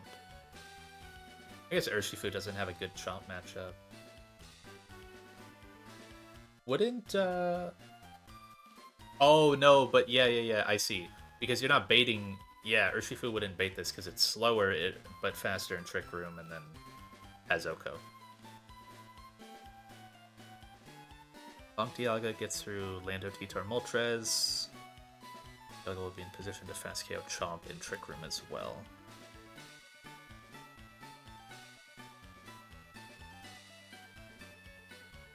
It just needs to wall Pharaoh and Heatran and do decent damage to Tran. What is the Dialga set? Oh, it has Flamethrower. I didn't realize that. I was like, how does it deal with Pharaoh? Oh yeah, Steven's actually goated. Aren't you letting it burn the Dragon Gem on Lando, though? It still kills Chomp with, It still kills Chomp even without the Dragon Gem. Well, if you help it, it kills.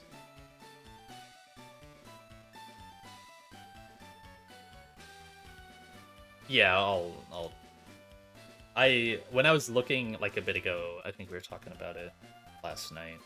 I had just like tossed Dialga in my box.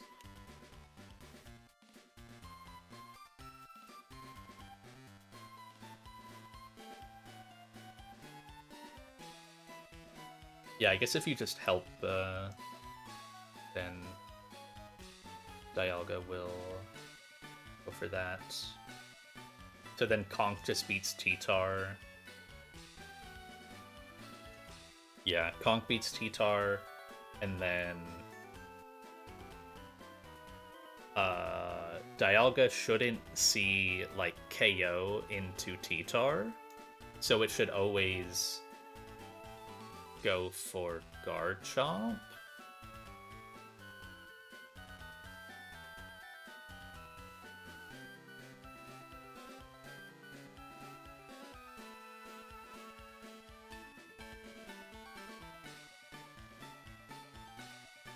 Fast KO Pharaoh and Trick Room. Yes. Okay, so so Conk kills T-Tar Pharaoh, and then eventually Garchomp dies. How do I kill the Moltres, though?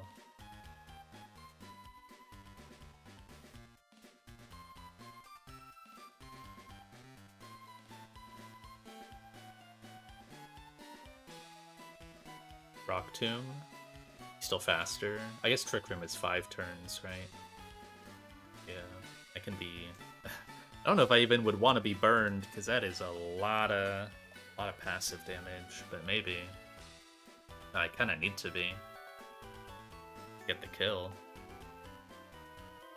Moltres won't detect because he's KO on you. Yeah, I need to be burned. Oh, yeah, I see. Theoretically more consistent than the, like, 60-40, right? You can lean a bit more into that line for Citrus. Yep. Yeah. Yeah, I don't think I need a damage boosting item. Something... Oh, and after I... Oh, that's sick. So after I Hammer Arm the T-Tar, I'll be faster than the Pharaoh. Yeah. Citrus just counteracts the one Pharaoh hit.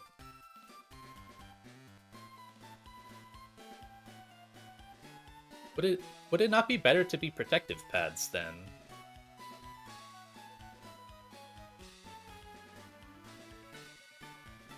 Like, isn't that the same thing? Because hitting Pharaoh is just 25% done to you.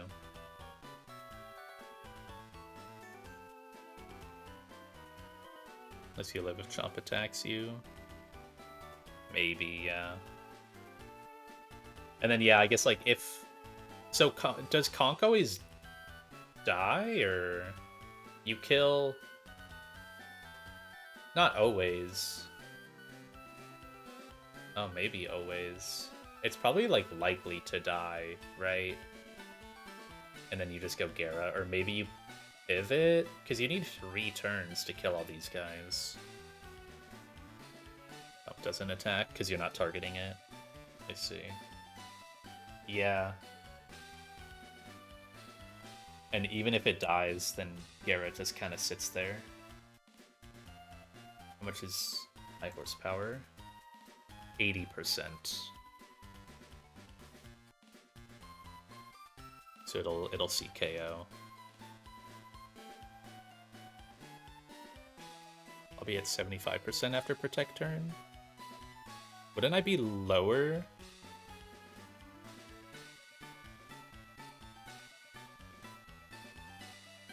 Oh no. Wait, no, yeah, I would be lower. Wait. No. Yeah, 75. This was plus defense. Oko Titar, KO Lando, Chompin, Oko Moltres. Oh, is it Moltres first? Oh, yeah, because Moltres sees KOs at least. Wait. Why would it be Moltres? Oh, it's slot 2. I'm stupid. And it sees Pharaoh. Does it see Pharaoh really dies to Dialga? Why would it read that?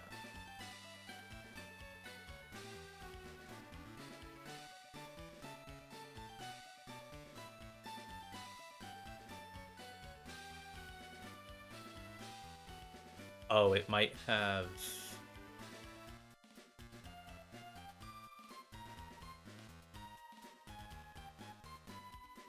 Oh, the gem is gone. I see. So yeah, I would bait Moltres without damage. Slow out damage.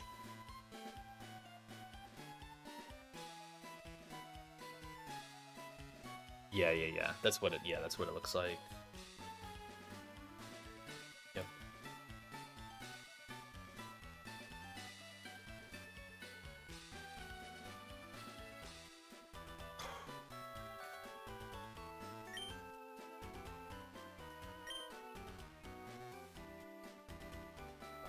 Oh, I never really finished the the item check outside of scales and candies. So, do not teach Conk Ice Punch for Chomp. Get early Heatran. Oh, is that what Aaron messed up? I see. Okay, I thought it was like Aaron didn't burn their Guts guy.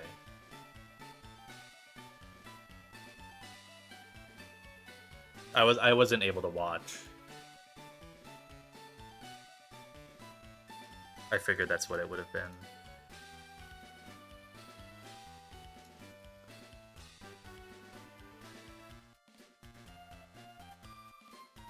Right. So it's really 4 permanently lost TMs at this point. Heavy Slam on Goodra still, which is a really, really good move for it. Shadow Ball. This guy's attack is alright. It's close to leveling.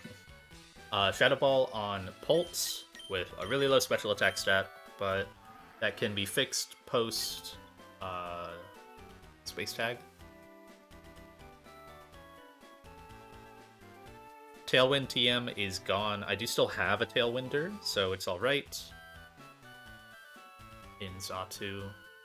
Probably not the best, like, bulky Tailwinder, but it's been enough. Don't know when nature I go on this pull.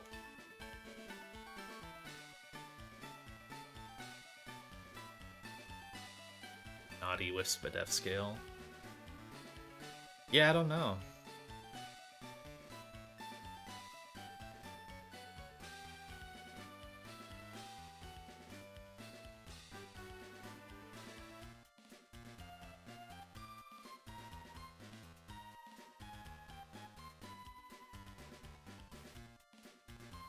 And then the last one that's permanently gone is Draining Kiss TM.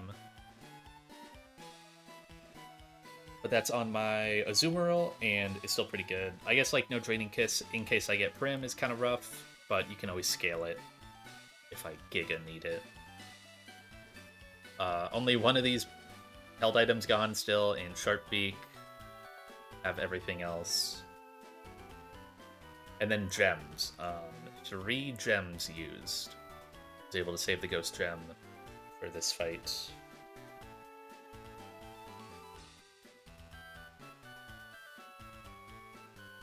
And then I still have White Herb, all the seeds. There was almost a Psychic Seed Goodra version of this fight, where it 1v1s Latias. Honestly, that might have worked. But this ended up being better with Heavy Slam. White Herb use. Yeah. +1 Ghost Gem, +1 Ice Gem, +1 Rock Gem.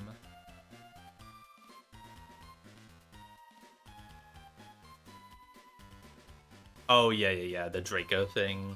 Yeah, that was silly. I should have thought of that too. I don't know why. Like, it just totally went over both our heads.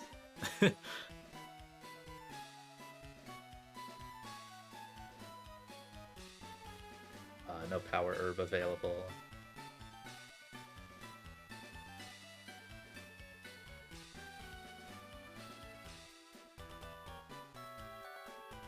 Only down Tailwind? That is crazy. And then stones don't really matter. Do I get access to like any Mega Evos that I didn't have? I don't think so. I mean, not yet, but like if I got Dive. Slowbro Knight requires Waterfall. Gyarados is like Victory Road or something. Like I don't think I could get to it yet. I mean, it's Route 133, but I'm pretty sure that's like on the way to Victory Road. Yeah, it doesn't seem like there's any soon for what I have. The only one would be if I hit Aerodactyl on 126.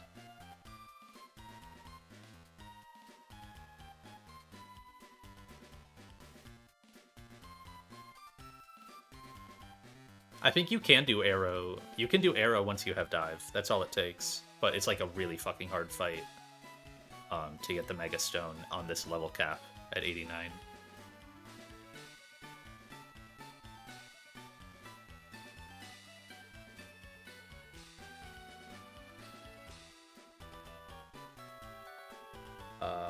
I have access to these tutors.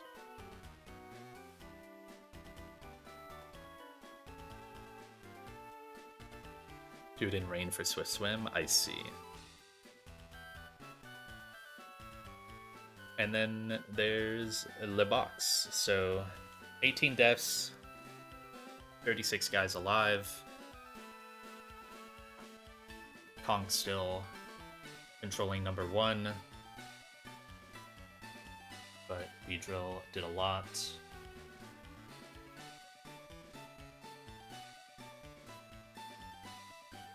Who else did a lot? Greninja was a goat, the split. Parascuda, Garchomp, Magnezone was super, super big. Galvantula was really good in the hideouts. Kind of one of the best hideouts mons that I had.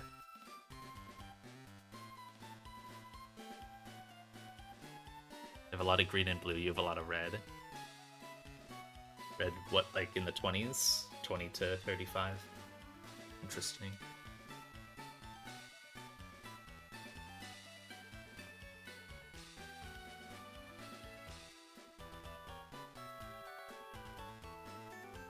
Oh, interesting, yeah. A lot of guys from 34 to 22. 12 of them? Yes, 12.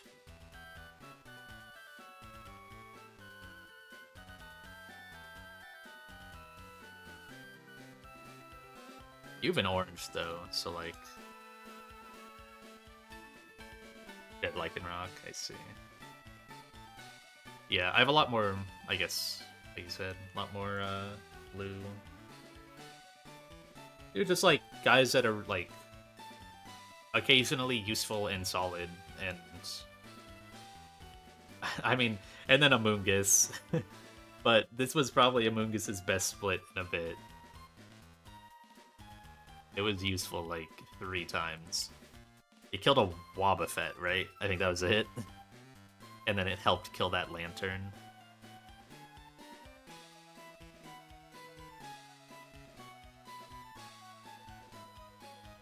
D-Knight was pretty big. Even my really meh D-Knight. Halucha has still been exceedingly underwhelming. All it did was help me secure a Shoal Cave encounter, which I did need, so, you know, I guess it did its job. Just scale Encore? Man, I've looked... whenever I get stuck on a fight, sometimes I go and, like, take a gander at Encore, and it does nothing. It wouldn't, like, stop a switch, or nothing.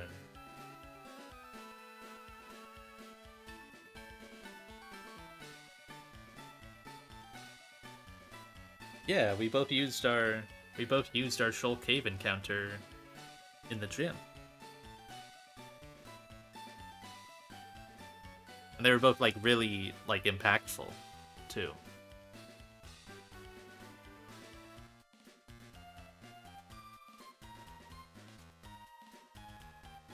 So yeah, I've got 4 guys now at 0 kills. 2 of them are gonna be, in my opinion, hard duds in Honchkrow Flygon. I think Avalugg can do something, and then Urshifu obviously will climb.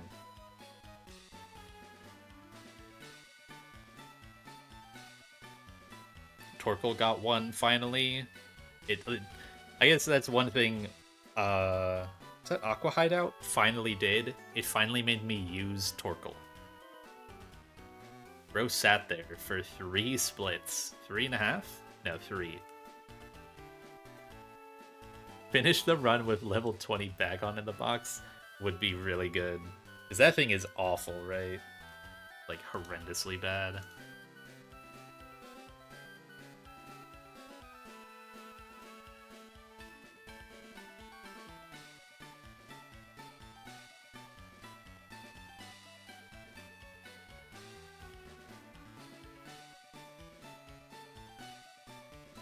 Other 3 pseudos are plus attack.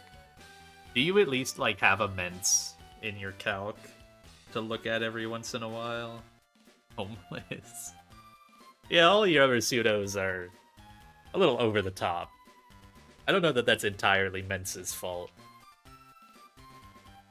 I feel like Mence, like, it gets... It's in Tim, right? Yeah.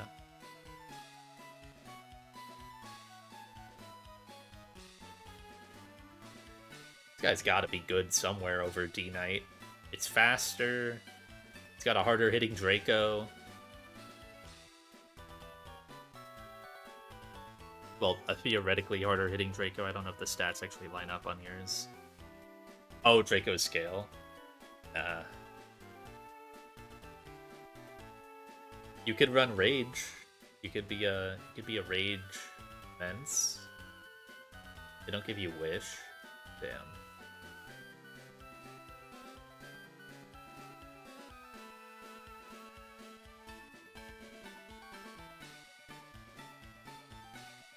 Damn, no Mence Draco and no Goodra Draco. Though my Goodra probably can justify the Draco scale a little better than your Mence.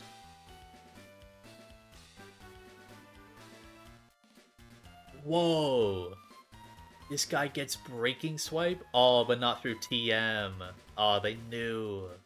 Fuck. That would be so broken. That would be so broken. That makes sense.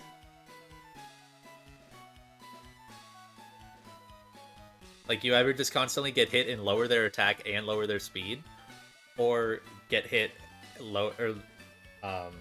don't get crit, lower their attack, and you're just Torterra, but without the healing. But, like, you can have Leftovers or Assault Fest. I guess Assault Fest wouldn't do anything for Breaking Swipe, but... yeah, just, like, Leftovers, Breaking Swipe, Shell Armor.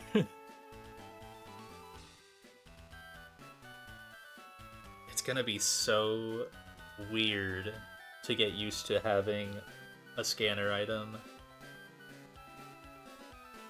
Life Dew TM? It does heal. I do have it, I think.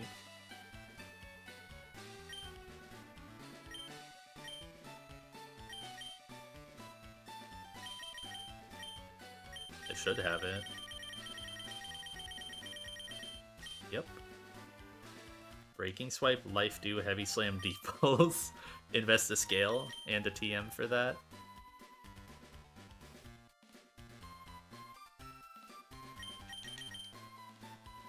This guy might be cooking.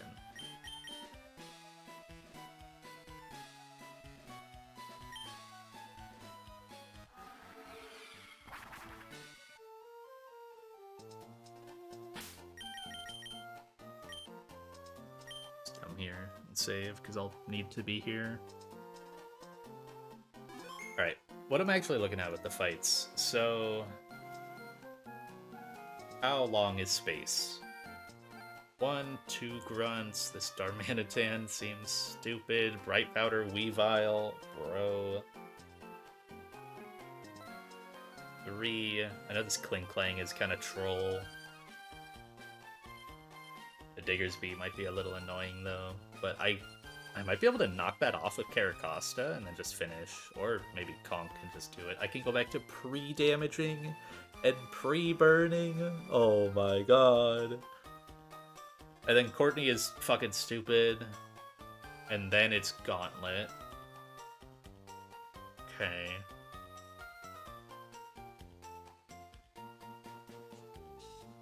I know Urshifu is generally good for this Gauntlet. How good would it be? It doesn't really chain the Rotom, right? In a one issue. Like, it's good on Armaldo and Bisharp.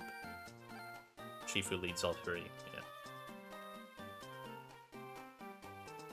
Do you bait D-Punch, probably, from a champ and block Bulk Up, and... Yeah, I imagine Water's better, because I think you can just beat Rotom Heat as well, like with one slot, or the Talon... Maybe not Talonflame, but... Yeah, I think of Rotom Heat, you can just beat.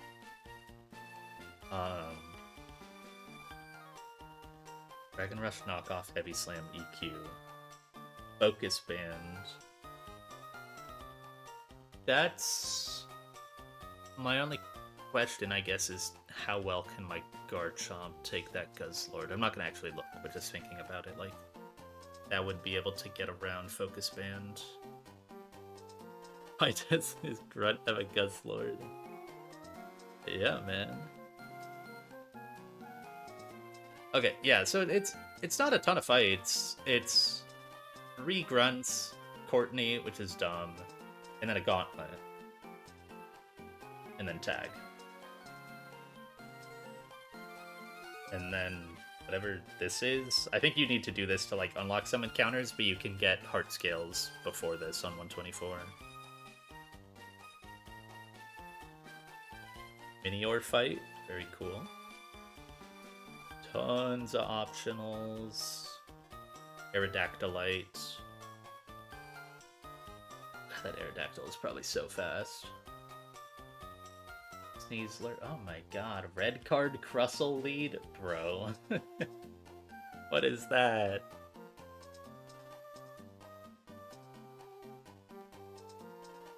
Yeah, there's stuff like this. The Staraptor. This is the fight that's, like, really common to get left guide, right? I think it's this one. Pinsirite? Bro, you can finally get Pinsirite? That's insane. Mega Pinsir can't be that crazy. Can it?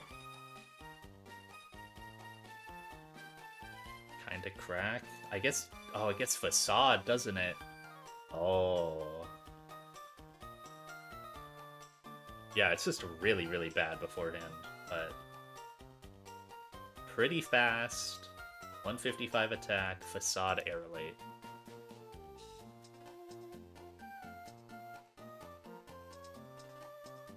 Megahorn's a bit unfortunate. Probably just run X-Scissor instead. Or Megahorn just, like, shows damage. Doesn't get... Oh, it does get Quick Attack. If you catch it early enough, though. Oh, that'd be so cool. But at this point, you probably... Like, I think you can get Pinsir one more route, but there's no way it would have Quick Attack. Low-level GC. Yeah, level 75 on 127.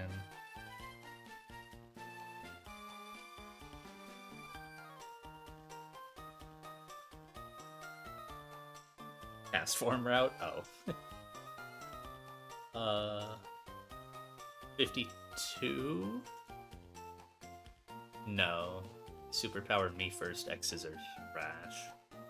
It's gotta be the GC one, where you scale it. Bind?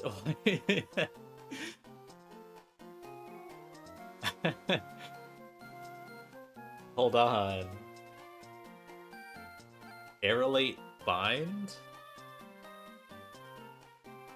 Kinda sick.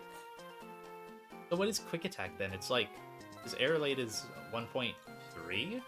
1.2. So that's a 48 before stab. Base power priority move. Flying. Flying prio is just crazy. I mean, that's why Talonflame is so fucking broken in Gen 6.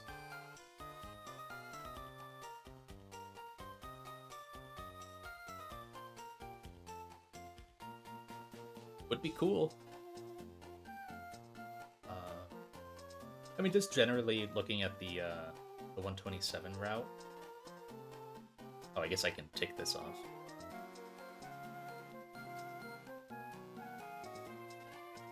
There you go. So 124 for me is just going to be left as a roamer, I think. Nothing good there to really take. 127, I definitely want to go for grass, I believe. Like, it's a lot of flyers, or bugs, or Ludi. And Ludi can still be alright at that point, so...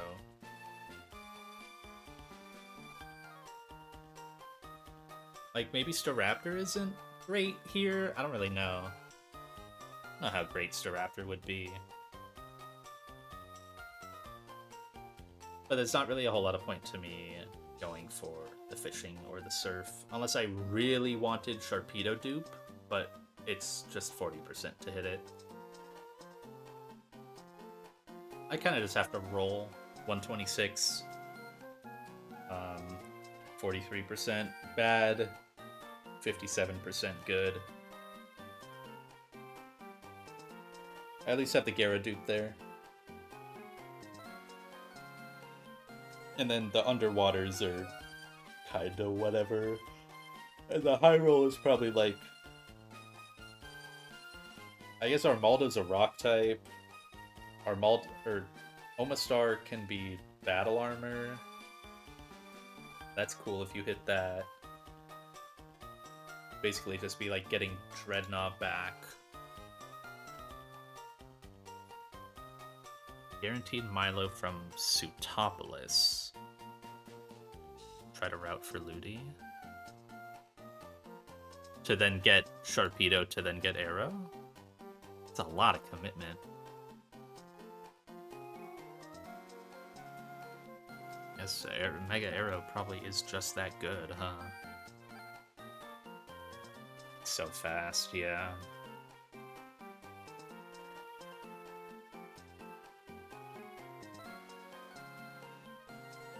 Oh, it comes with Tailwind too? Wow, it does not come with a good rock move. That's unfortunate. Sutopolis Milo. Oh yeah. Yeah, because I already have Beedrill, so I don't really have a big reason, unless I like hella want a fairy. But even then, you're not super likely to, I guess 50%. But yeah, I like Florges. I think it's really cool and fun, but I don't know how much it's really doing. I feel like it doesn't get a healing move in this game, or like a bad one. It's a Wish. Oh, it does get Synth.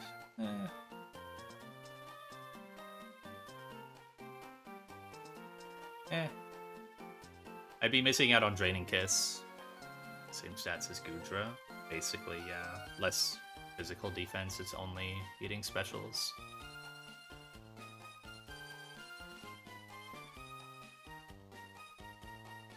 I think it's fun. I don't think it's necessarily good. Like, this would be the kind of Pokemon I would definitely not mind rolling for or getting in, like, I don't know, like early game or mid game. Right? Especially as a fairy. I think it would be solid. But at this point, probably not.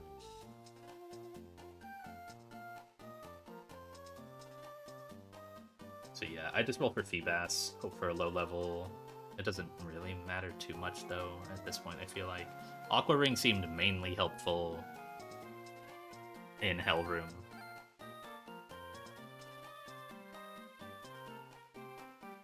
To just like kind of negate a little bit. No efficient way to get Ludi. Send Raw 126. Yeah. I don't know if there is more Ludi. I don't think there really is. There's Ludi on Evergrande. It's either... So it's not likely. But can I get Cloister earlier? No. No. This is guaranteed Cloister, or it's... It's guaranteed Cloister if I surf, or it's about 60-40 Cloister Ludi. Why is Evergrande listed? Oh, do you not get access to it at this point? You don't get Evergrande yet? There's been some out-of-order stuff on this dock. You need Waterfall? Weird.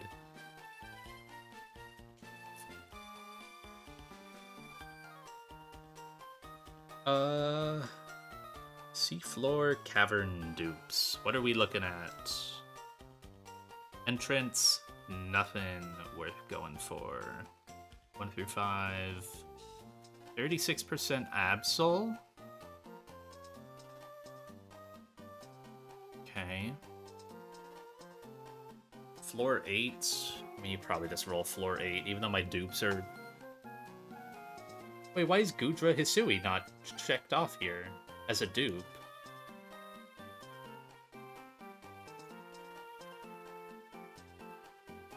I have Gudra Hisui.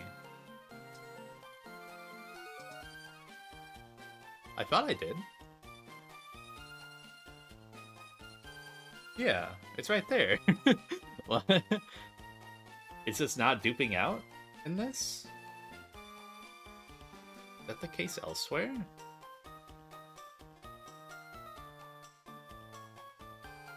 That's weird.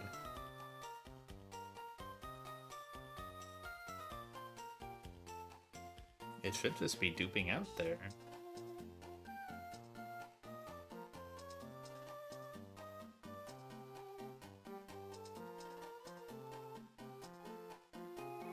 Trying to see if it does it anywhere else. I don't know where else you can get this guy.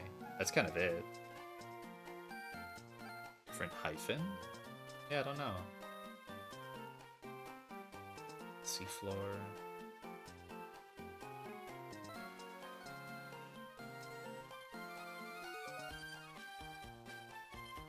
Doesn't really look like it. I mean, it duped out Avalugg Hisui. Oh, it looks the exact same. Weird. And, like, I caught exactly this mon, too. If I just re-tick it, that'll do it.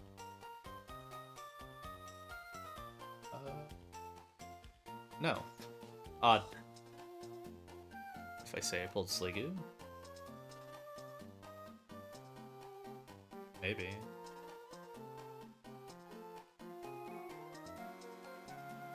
Nope. Weird.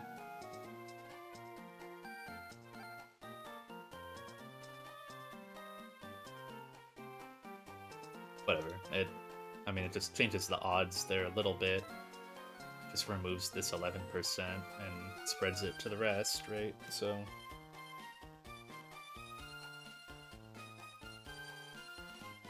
I mean, not really spreads it to the rest, but...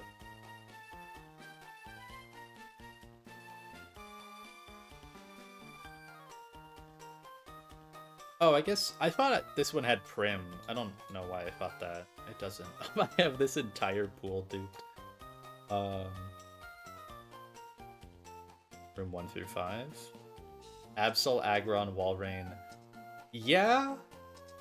Aggron maybe not as great at this point, but still solid. Walrein is, like, good. Absol's good. Prim, goat. Samurot's eh.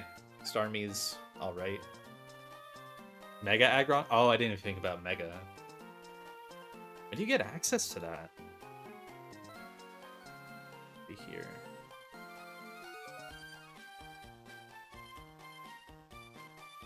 Oh, I have it! Oh, I Forgot you get that in Meteor Falls. That's a default surf lock. Oh my god. This shit is not okay. Why did they give that to you so early? I think it's like 200 defense and filter.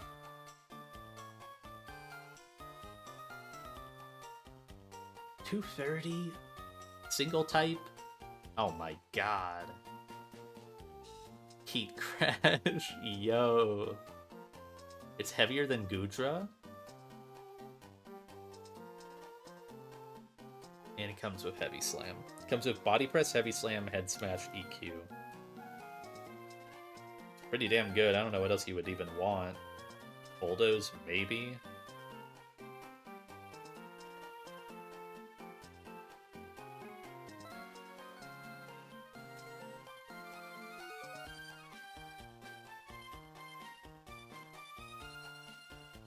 Yeah, this does seem incredible. Even base Aggron is dumb as hell.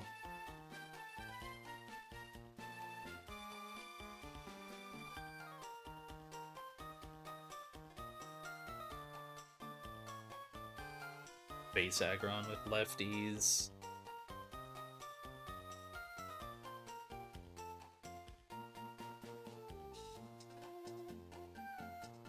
Alright, well, I guess I'm not just gonna sit here any longer. I've looked at the encounters and whatnot. I still don't have access to that for a bit, right? That's not something I really super think about until even calcing space tag and getting through all that. Getting to dive sim. I'm gonna look for someone to raid. Since not going to bed yet. Let's see.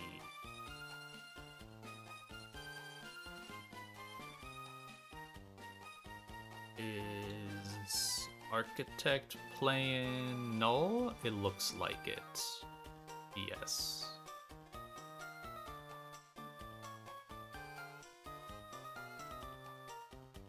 Yeah, GG's TNL splits.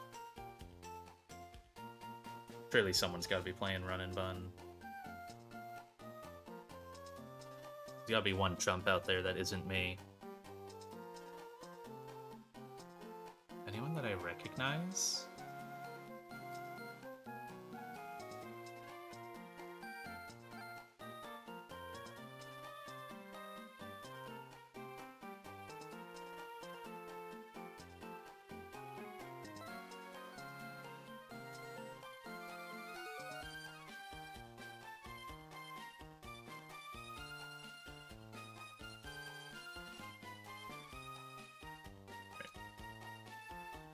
We will raid this person.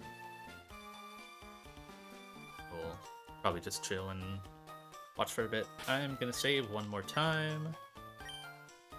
Just to make sure. Did I get ads? I did not get ads. Okay. Alright. Goodbye. GG's. Thanks for hanging. Next I stream might be just all of Space Tag, honestly. Or maybe at least through Courtney. That's probably a good spot, at least, through Courtney.